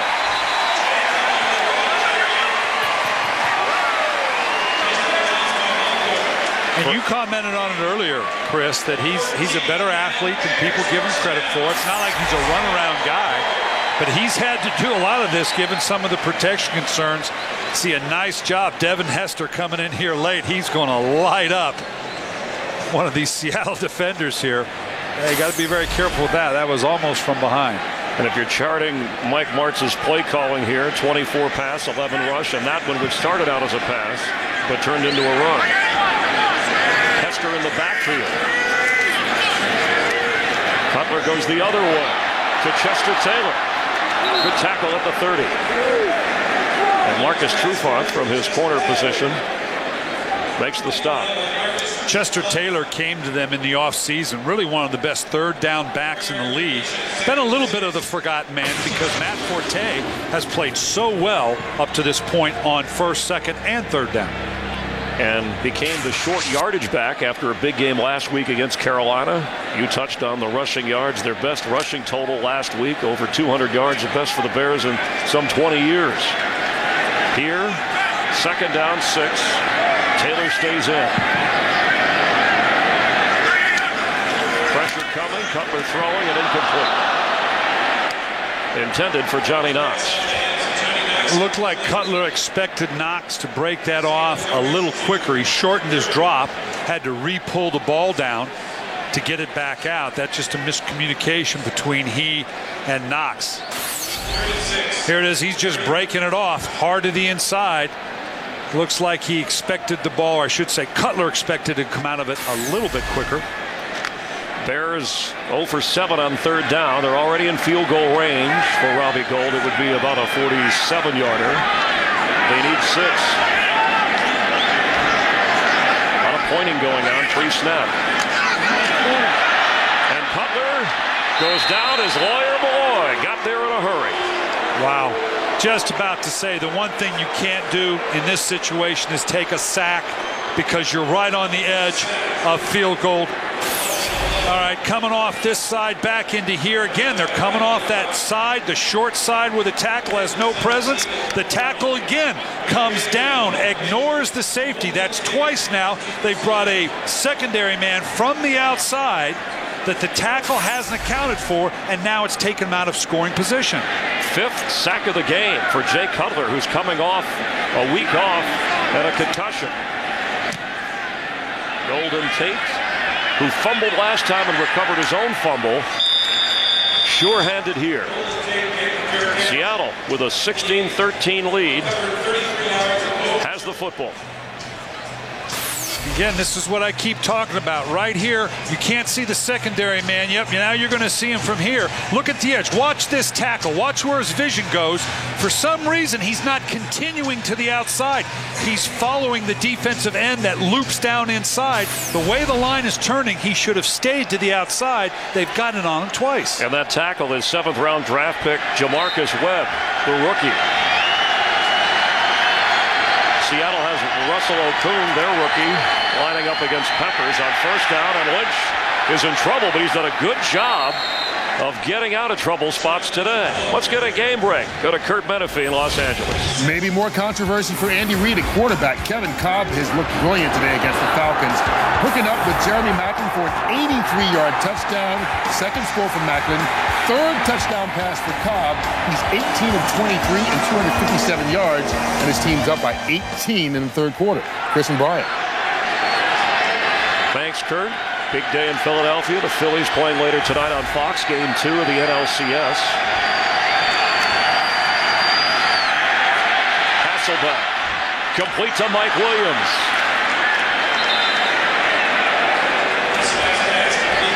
Charles Tillman covering, and Williams is having a big day. His 8th catch of the afternoon.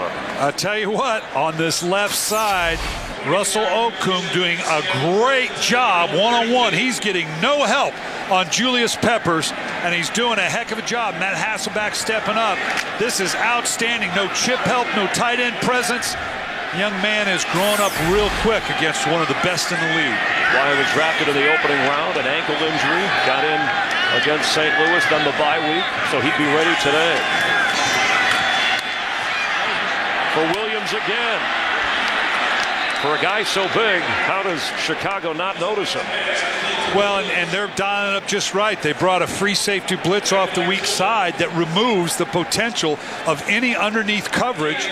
Matt Hasselbeck is feeling it now with his big receiver Williams. Obviously a big day for him. This guy was a talented guy coming out, kind of lost his way after going to Detroit. Maybe got a little bit ahead of himself. Pete Carroll fired up about his young USC Trojan getting back into the league and helping this team. Williams lost a lot of weight on a personal mission to make it in the NFL. For Golden Tate, it was in his hands, but Tillman did a nice job of knocking it out of there.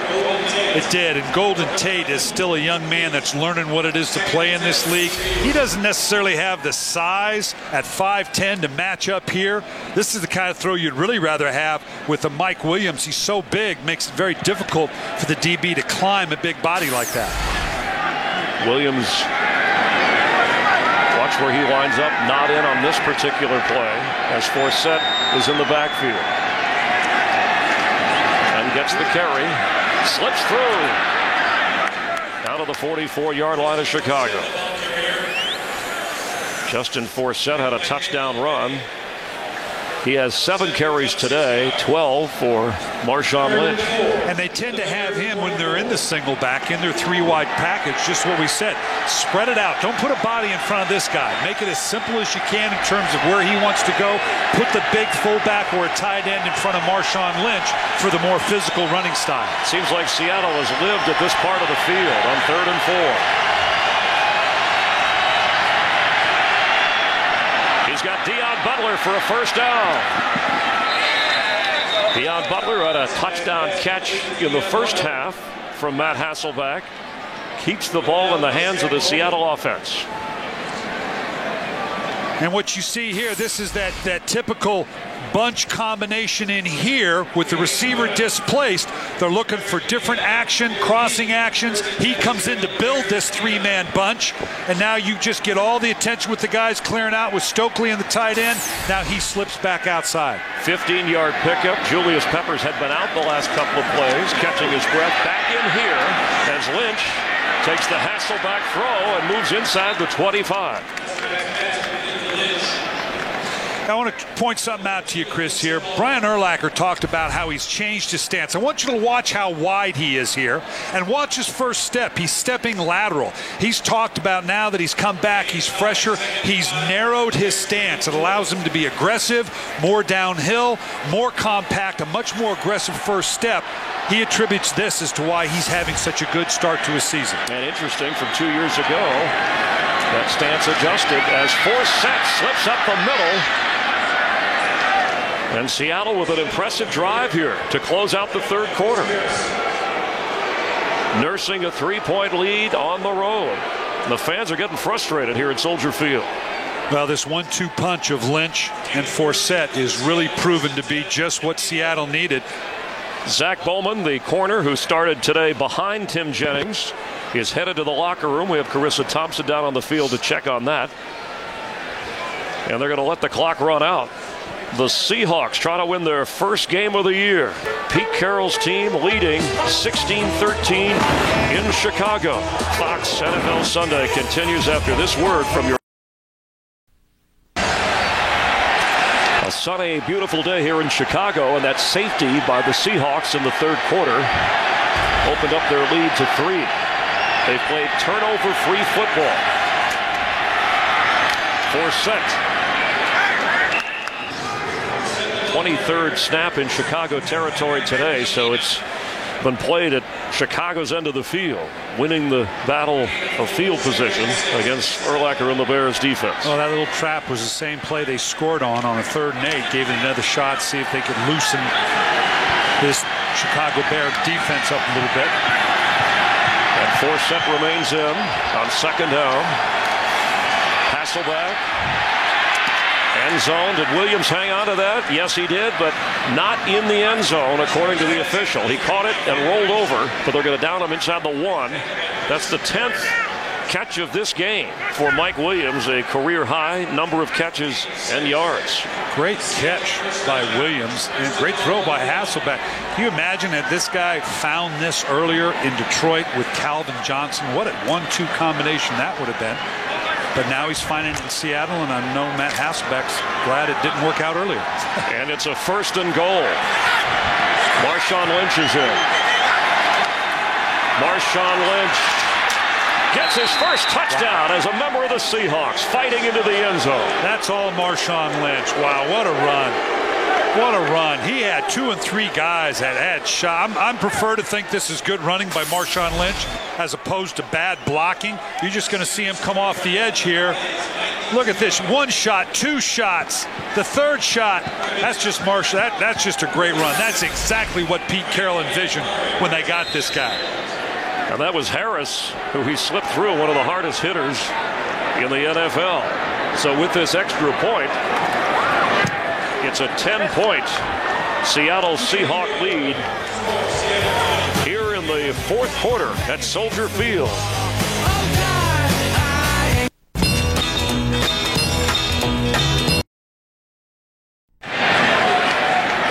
So with the first touchdown from Marshawn Lynch as a member of the Seattle Seahawks, along with Justin Forsett, Mike Williams key in that drive. Time-consuming 92 yards to build a 10-point lead against the hometown Bears. And Hasselbeck has been the perfect engineer for the Seattle offense today. Lindu Mare and Daniel Manning. And watch out, because penalty flag, there's a flag down inside the 20.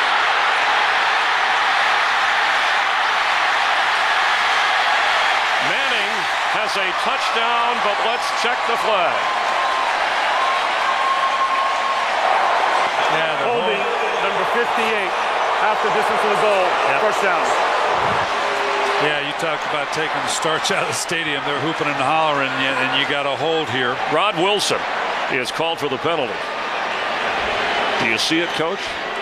Well, not really, but that doesn't mean it didn't happen. Well, I'm sure it would have been an 89-yard return. But it's coming back. Well, and that's part of the challenge now. You get the euphoria of the big play. Now you've got to come back and respond to it. Maybe they gave the number. Wherever they called it. They may have had the wrong number. Doesn't matter. It's a hold either way. May have been on 50. Either way, it's coming back. And that's the challenge now for Chicago. They're in the shadow of their own goal line. Seattle has just shoved it down your throat. We talked about the run-pass ratio. Well, I don't know that we're going to see a whole lot of runs. It's still 13 minutes in the game. You're talking about the second worst pass defense in the league, but they know Chicago's going to throw the ball, and that makes a difference. Bears have 2 timeouts. We got plenty of time, but they need points. And Cutler knows it. To Knox, who makes a nice catch coming back to the football. And this is where you've got to be careful if you're Chicago. This is where you got to try to keep some semblance of balance. This offensive line, we talked about it the whole day. Shuffle around. Yeah, it's great to shift in motion and put a bunch of 4 wides in and open it up, but you're putting a lot of pressure on these young tackles. Mike Martz knows that. He knows he's got to protect his quarterback, but he's got to do what he thinks is best to move the ball down the field. They've got to come up with 2 scores now with a 10-point differential. And they're going to have to use another timeout. So Chicago will have only 1 remaining, trailing by 10. For a touchdown in the quarterback comparison. Well, this is here because they've been able to run the ball here. All they're trying to do is pass, puts a lot of burden on that quarterback. Forte is in on 1st and 10.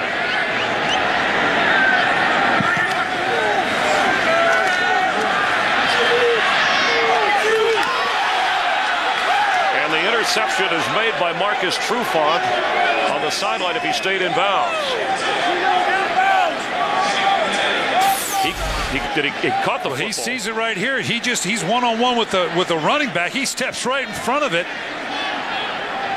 Ah, boy, they got to review this. It looks like his elbows would have put him down. Did he maintain control? That's what needs to be discussed. They're saying no. And no challenge. Seattle was right on top of it, so they obviously saw it the same way. 2nd down 10.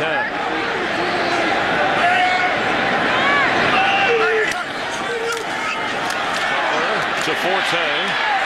They're going to be short. It'll be 3rd down. Boy, there again, yeah, you need to come over and help him up, son, because somebody has to turn back out to the wide rush back into here. Here you can see coming off this edge, the linebacker comes inside. The guard goes down. The tackle's in a tough spot there. They're turning the line the wrong way. Seattle's betting the ball is going to come out quick because they're a man short protection. Puts them down to 3rd down. Raheem Brock delivering the hit. Cutler has been sacked 5 times and hit another 8 or 9. 3rd down, and again, Chicago misfires. Intended for Devin Aromashodu. And that was Walter Thurman who came into the game when Kelly Jennings left with a hamstring.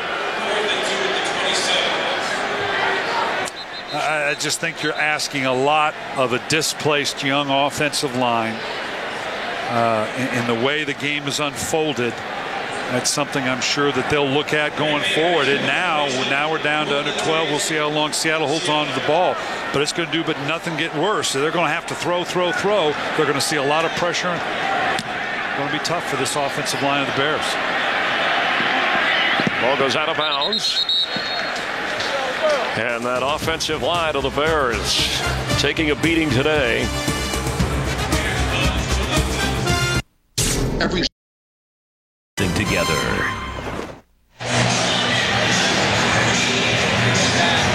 An upset in the making, and Seattle's defense called by Gus Bradley. He said, "You're doing good. You're doing good. No, you're all doing good." Having a lot to do with that. Yeah, they're feeling good right now. They got to finish this off, but they can be proud of what they've done so far.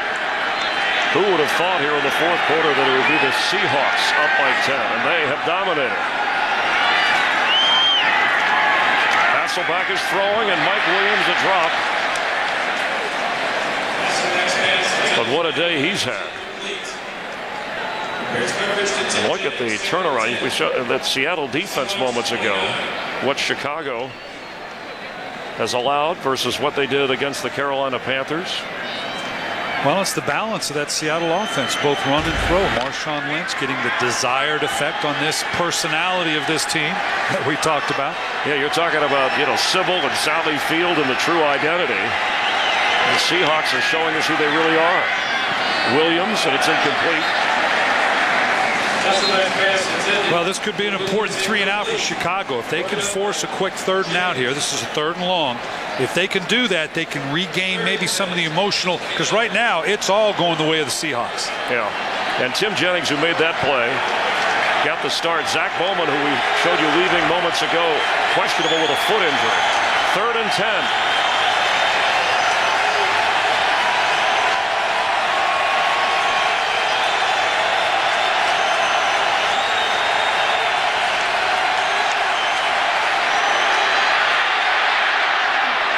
Forsett close to another Seattle first down, but it looks like. Well, let's see where they spot it. The way they're walking in, this may bring about a measurement. I thought he was short and kind of bounced his way in, but where they're going to measure this thing. He is only 5'8". But this is, this is if Chicago gets the ball back here. I think they're short, but boy, that's pushing the edge here. They're going to measure this thing. Again, the chains are down here on the bottom in terms of, and a lot of people don't realize that they've got to bring that all the way across the field as they're doing here. This is going to be close. I think it's a little short. The official on the Chicago side of the field ran showing no first down. Our line is not official. It just gives you a gauge, and that is official.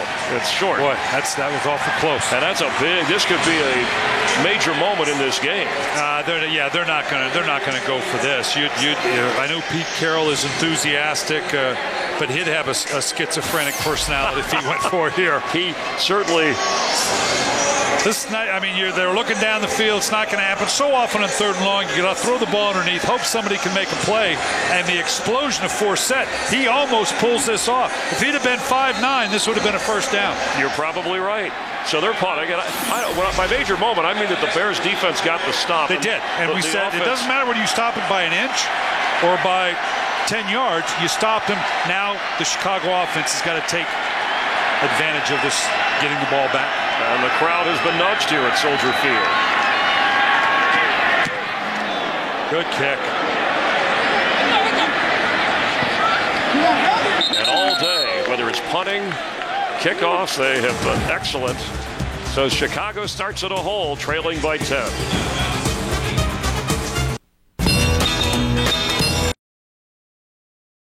Here in Chicago, an excellent punt by John Ryan. The special teams puts Cutler and the Bears at their own 8-yard line. And Chester Taylor is in on 1st and 10. And they run to Taylor, who falls forward. They ran 7 times in the opening quarter. That was the 6th run since. But now they have to throw. Yeah, and in doing so, they've got to be a little creative with their protection scheme in terms of helping the tackles, change the position of the tight end from one side to the other, help with the back, because you don't want to open up the edges and put these tackles on an island repeatedly. You got to do it a couple times, but you can't do it consistently. pressure coming. Cutler gets rid of it quickly and completes. And Hester near the first down marker. You explained the offensive line and all the adjustments earlier. And they've had a rough day. Yeah, you know, you look at that and it looks like I'm trying to get off the 405 onto the 5 and some bad directions in L.A. And these are young guys over here. And they're being put in a tough position. The other guy's out of position. Chris Williams is a tackle, now playing guard. This is a tough combination. This is tough on an offensive line, what they're facing right now if you've been together a long time. But if you're in a lot of new positions with young players, it's a teaching moment. Let's call it that. You can map West to first down. They got that. Cutler just kind of got rid of it. Knox was in the neighborhood. Cutler's been sacked 5 times today. That was his 28th pass attempt. He's completed 12. You can go to NFL.com's Game Center for Week 6 live game stats, fan discussion, in-game video highlights, and a lot more. Follow all the action at NFL.com/scores. Well, the Bears scored first, but after that, Seattle tied it, took control of the game, and they haven't let go. 9:33 to play on 2nd and 10. He is going deep, and there's nothing there. 2 defenders had it covered for Johnny Knox. It'll be 3rd down. Nice job in protection there by Chester Taylor on Lawyer Milloy. Lawyer Milloy in here. They knew he was going to be down in the front all day long. The tackle now does open up. And you see right here Chester Taylor squaring up. Good young, no, not a young back anymore. He was young when I drafted him in Baltimore. He's an excellent 3rd down back, not just because he can catch the ball, because he is a good pass protector as well. And I know I sound like one of those parakeets that keeps repeating itself. 0 for 9 on 3rd down. They were the worst in the league in that department coming in, and here's another 3rd down. And Earl Bennett makes the catch. I think he's short. Do you have a parakeet? No, the seeds get all over the place. Okay, yeah, this is short. Now they're 0 for 10. Like we said earlier for Chicago, doesn't matter whether it's 3rd and 1 or 4th and 1 or 4th and inches. If you can get them off the field after 3 downs, this is a win for Seattle. Brian, listen to this crowd. They're frustrated. And how did Pete Carroll and his team has taken away whatever home field advantage Chicago had. They have made this home their home right now, like Lawyer Milloy said, coming out in the game. Frustrating day on offense continues for the Bears. And Golden Tate hauls it in and slips a tackle or 2 to get a couple of yards, tough yards, where Seattle takes over on offense. And if the Seahawks could hold on today, the Rams were winning. Arizona is idle. So you'd have 3 teams tied atop the NFC West. Yeah, you got the coming home. We're going to do that game next week at Arizona at Seattle, Oakland. See how they do today. They get Arizona twice, actually, the Giants and New Orleans. So not easy for Seattle, but a lot of it within the division. This stacks up pretty good. I'm sure they'll be glad to go home next weekend to face the divisional foe, Arizona Cardinals. And when the year started, a lot of people were on the 49er bandwagon. They've yet to win, even though their front office thinks they can turn it around. They're at the bottom of the division, and the Seahawks are up at the top. Well, Pete Carroll knows he can build on this because that's what he's about right now. He's new to this team. He's trying to set up a mentality here. It's anybody's ball game sitting here with Arizona at 3-2. They've got to bye. Seattle will, if they hold on to this, go to 3-2. This is, 8-8 may win the NFC West. Well, who cares? You can make all the comment you want. I win the division. I get to go to the playoffs and we'll see what happens. Pete Carroll knows he can build on this if they can hold on to this. So Seattle leading. You saw the Rams leading by 10 with about 3.5 to go in the 4th quarter there. Marshawn Lynch, this is where you hope he can pound the rock and wear down the clock. And he's wearing down the Bears. Good first down pickup. Now, for Chicago, there were skeptics. They've won games close in a lot of different ways. They'll have the Redskins coming up, and then they go on the road. It gets tough after that. Yeah, tougher. Buffalo just is not a very good team. What are you going to say? But these next 3 in here, Minnesota, Miami, and Philadelphia, that's going to be a challenge, and it gets even tougher after that for Chicago. Bears came in with the best record in the NFC, along with Atlanta. The Falcons are losing. Over in the AFC, the Ravens and Jets, who entered the day at 4-1. Lynch carries again. Let's get a game break. See what Kurt Menefee is keeping an eye on for us now. Kurt? If there's any good news in the North for the Bears, is that the Packers are losing right now as well. Against Miami, that's Anthony Fasano with a 22-yard touchdown reception from Chad Henne. And the Dolphins are up by a touchdown late in the fourth quarter at Lambeau. Chris and Brian. Thanks, Kurt. Kurt showed you earlier Aaron Rodgers playing in that game despite being shaken up during the week. What a game Chad Henne is having for Miami on the road. A 3rd and 5. This Bear defense needs to make a play. Hasselback, incomplete.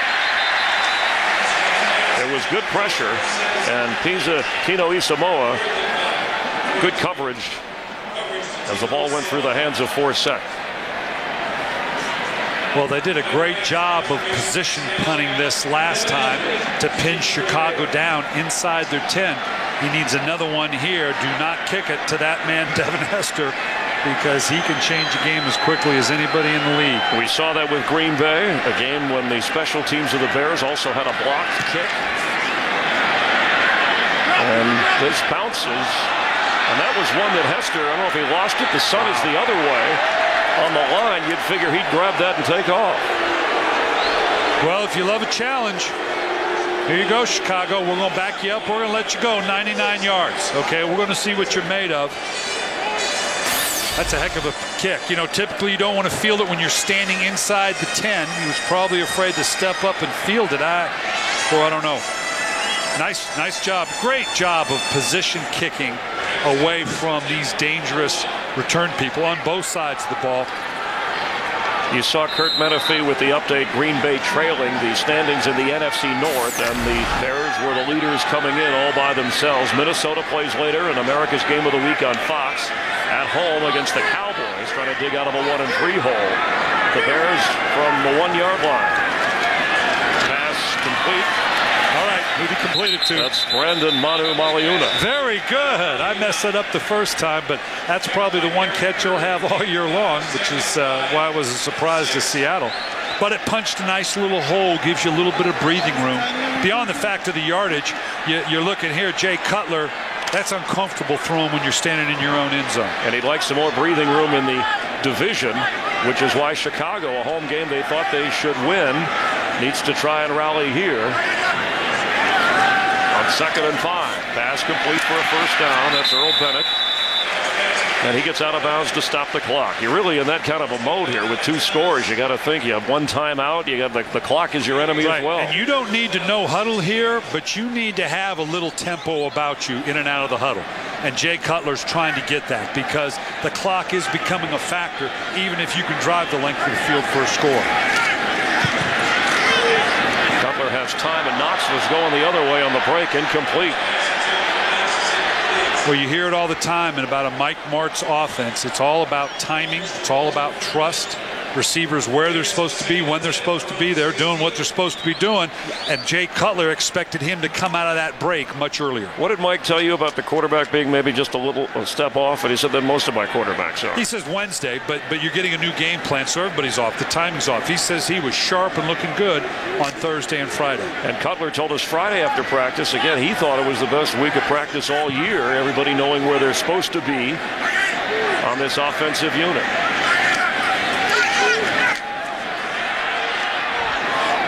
Defender fell down, and the catch was made by Knox. It was Trufant who slipped trying to stay with Johnny. A first down pickup. Nice job stepping up in the pocket by Cutler. Good protection around him. And delivering the ball. Just this you can see here, just the guy stumbles down, going past it. Really could not that it would have made a difference. Nice job throwing to the outside. Nice safe throw. So out of the hole to the 31-yard line of Chicago. Pressure coming. 6th sack of the game for Seattle. And Jordan Babineau. It's been between him and Lawyer Malloy. The heat from the safety spot has been tough on Cutler. Yeah, and whether it's the DB that actually gets them or whether it gobbles it up protection, you're going to see it coming up from up in here. He's going to come from the outside. He either draws the protection and allows someone inside, or here again, the tackle steps down, does not turn out to a count. We've seen it 3, 4, 5 times now. They're just not handling this DB pressure off the edge. Well, it looks like Seattle is going to drop defenders into coverage on 2nd and 16. Cutler's pass for Bennett is incomplete. And now it's going to be 3rd down, and we know, I can hear the parakeet, how Chicago has struggled on 3rd down. At what point do you get to a hurry up if you're Jay Cutler or Mike Martz? Well, we're closing in on it. If they could have maintained this, but at 5 minutes here, if you get a 1st down, and this is a tall order at 3rd and a ton. 16. Yeah, you got to think about going no huddle now, because the one score is not going to do it for you. Devin Hester comes out to the left side.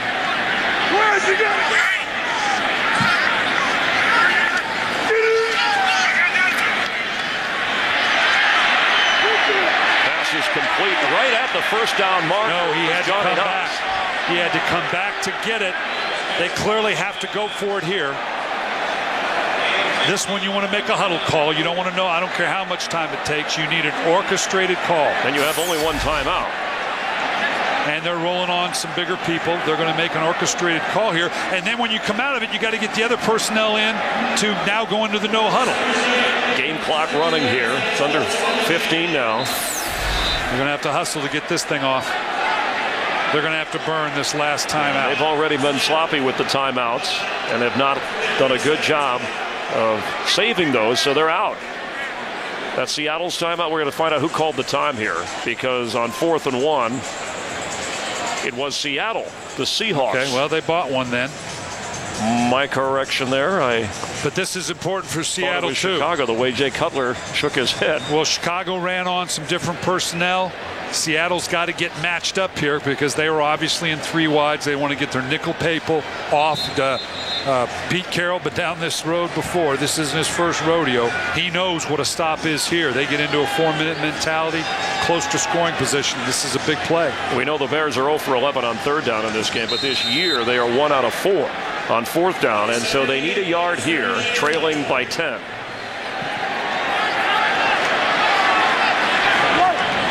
Chester Taylor is the back.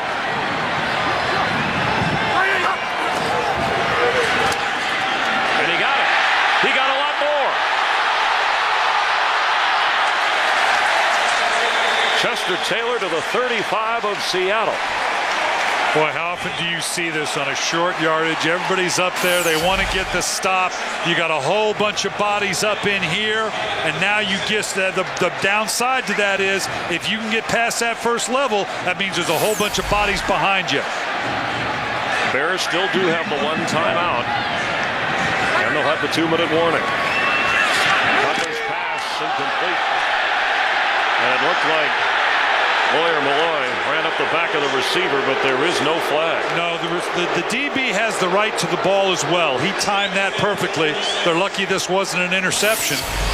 You can see he's just coming in from the outside right here. And they're booing. He has a right to go to the ball, too. He has as much right to that space as does the receiver. 15-year veteran having a terrific game for Pete Carroll and the Seahawk defense today.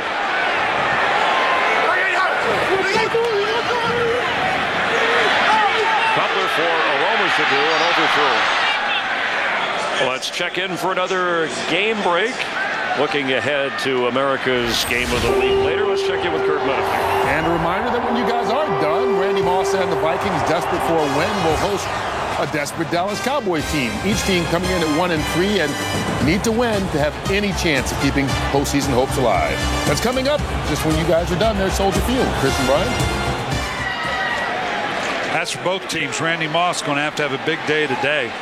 Now for Chicago, this is 2-down territory. You make your calls realizing you're going to go for it on 4th down. So it doesn't mean you have to get the full distance with just this one play. And you could also settle for 3 if you want to try the onside kick. You need 2 scores, and the ball's batted in the air. And that almost was intercepted. Excellent pressure. Raheem Brock is the guy who tipped Cutler's pass. This changes the equation now because clearly you need a first down. You're not going to get a chance. They're going to try a long field goal. And no. Oh, boy. No. Are they really? Robbie Gould is out there.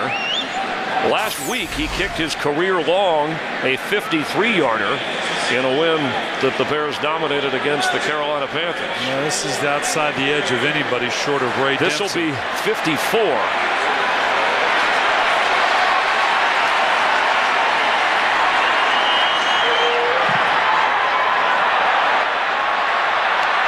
Short. Not good. The emotional and energetic Pete Carroll.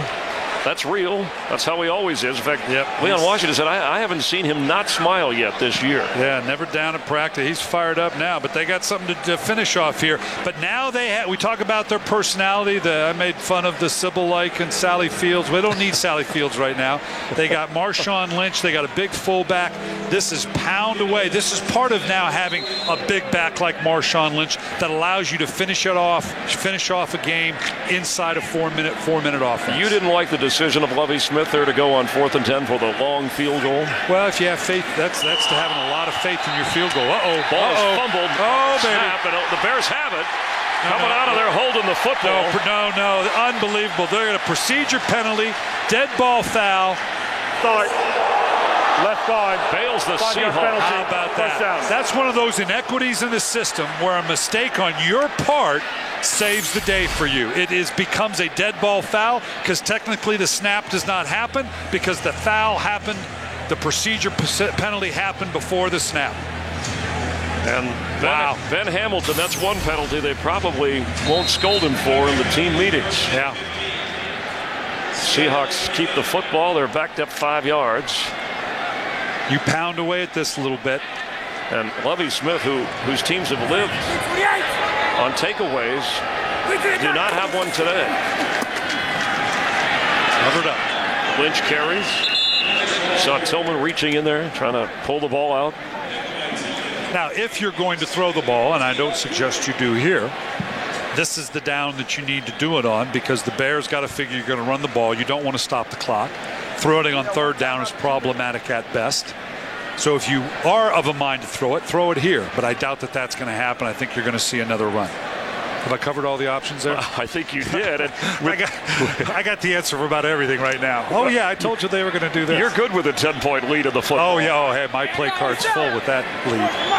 And with Marshawn Lynch in, and that combination of Forsett and Lynch has added a whole new dimension to the Seattle offense.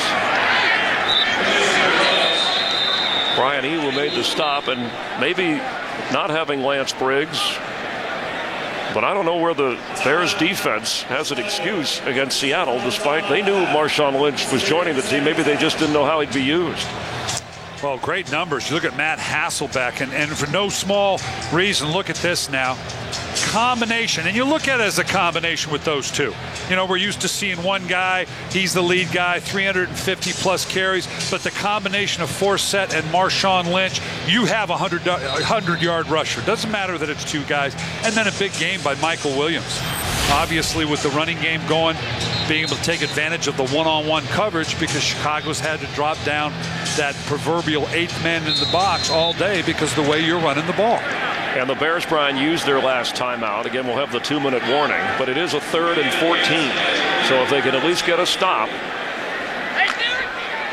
they'll have a chance to get a score. You may see pressure here by the Bears. Doesn't look like it, but a lot of times you're forcing, here comes pressure to make you drop the ball off quick. They're going to hand it off to Forsett, and Seattle will be forced to punt, but they'll milk that clock for all they can. And why take the chance? Good play called by the offensive coordinator, Jeremy Bates. And right now it's all falling clearly on the Chicago offense. Same thing. They haven't kicked to Hester all day. I don't imagine they're going to do it here. Well, he had an opportunity, we thought, on the last one, but whether they kicked away, some have been high, some have dropped in front of him. Yeah, that was just maybe a mistake on Hester's part, but I wouldn't give him that same opportunity. I'd be angling it outside the numbers clearly on this one. And Ryan has showed that he can handle that. I don't care if it goes out of bounds. A high kick that Hester will grab at his 11. And Devin Hester is trying to get to the outside. A block from Earl Bennett. No flags. Touchdown, Devin Hester.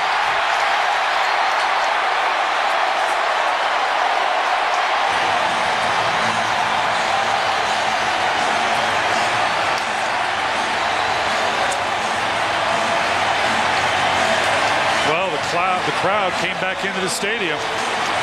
89-yard return. And you got to kick outside of the numbers. You got to reduce the field. You can't kick the ball to Devin Hester. Cut the field down. Nice job. Look at all pinned into one side. It looks like that's where he was trying to go. Great block back by Barnett. Boy, I tell you what, the one thing that was going to allow them to get back into the game was letting Devin Hester get his hands on the ball. Ask the Packers about that. And John Ryan, the punter, is still down from the Earl Bennett block. We certainly hope that he is okay. And yeah, watch right here. He's trying to do the right thing, but Earl Bennett coming in, he doesn't see him. That's a clean shot, but oh boy, that depleted him. That one hurt. So Ryan is down. The Bears are down but not out. An 89-yard return. In fact, it was an 89-yard kickoff return that was called back on a penalty. And the Bears have only had 2 penalties, but you can only bottle up Devin Hester for so long. And he ties an NFL record with that punt return for a score. There again, position punting. They've done it well all day long, but all you need is the one shot. You were clear that he should not kick it to him. And that record is for total touchdowns as Devin Hester does the job. Let's check in for a game break with Kurt Menefee. Bears coming back. Packers coming back. 4th and goal. 16 seconds left. Quarterback sneak by Aaron Rodgers for the touchdown. Ties it, and they are going to overtime. All even with Miami at 20 apiece. Chris and Brian. We might be looking at overtime here. Well, fortunately, the young man's getting probably his pride hurt more than anything else. But now, obviously, they're going to kick the extra point. You have to go onside kick. People say, well, do you rely on your defense? We're under 2 minutes. All right, with no timeouts on the board, and that's the key thing here. With no timeouts on the board, the game's over. Because if Seattle gets the ball, they can simply finish it out, take a knee. So we're about ready for an onside kick here. And after this extra point, we'll get the official 2-minute warning because the return for the touchdown happened during the clock as Devin Hester has brought the Bears within 3.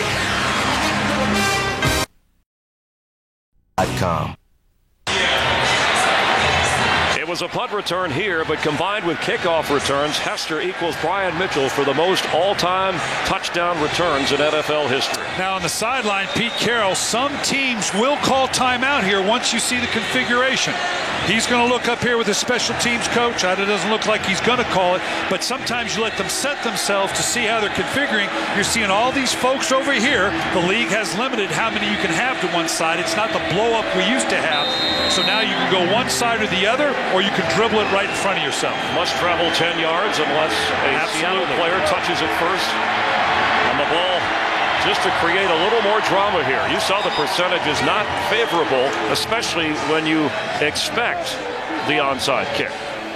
Now on the sideline now here, I'm not so sure you don't use a timeout. You see the configuration of Chicago. You know exactly how they're going to approach it. Gould's going to the one side.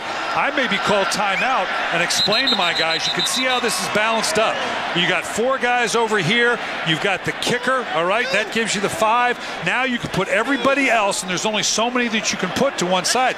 Remember in the old days, we used to just line everybody up on one side. It was a mass blow-up, but that put the players at risk. So now the rules say that you have to have a balanced account. You can't overload and put everybody onto one side. You have to have a minimum of 4 guys opposite of the kicker. Now there are rules that if the ball continues to fall, you have to have a holder. This would hurt. This gives you less of a gives player. You fewer options. Now this almost eliminates you coming back to the left side here. Although the way Robbie Gould is aligning, for sure I would say they're not going to come back there anyway. I'm not sure I don't call timeout if I'm not Seattle to make sure my guys are configured the way I want and understand what the options are. And that's Maynard, the punter, out there who is normally the holder anyway, to help. In the air, Seahawks have it. A clean grasp for Pete Carroll's team by the tight end, John Carlson. Nice job by Seattle, because here's what you do with your front line guys. You're there to block, believe it or not. You're to take out everybody you can that could come in here and strip this thing. I want you to watch them know. See, they turn into blockers. Don't give anybody a free run. Let the guy behind us come up with the ball. Very well executed by Seattle. Well, you talked about the different personalities, and Pete Carroll never one to hide his.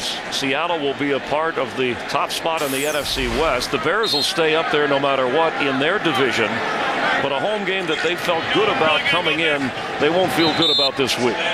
No, and this is, like I said, this is a defining moment for Pete Carroll in his young tenure with the Seattle Seahawks. Winning on the road, he's telling his troops right here, guys, just believe me. I've been telling you all along, just believe me.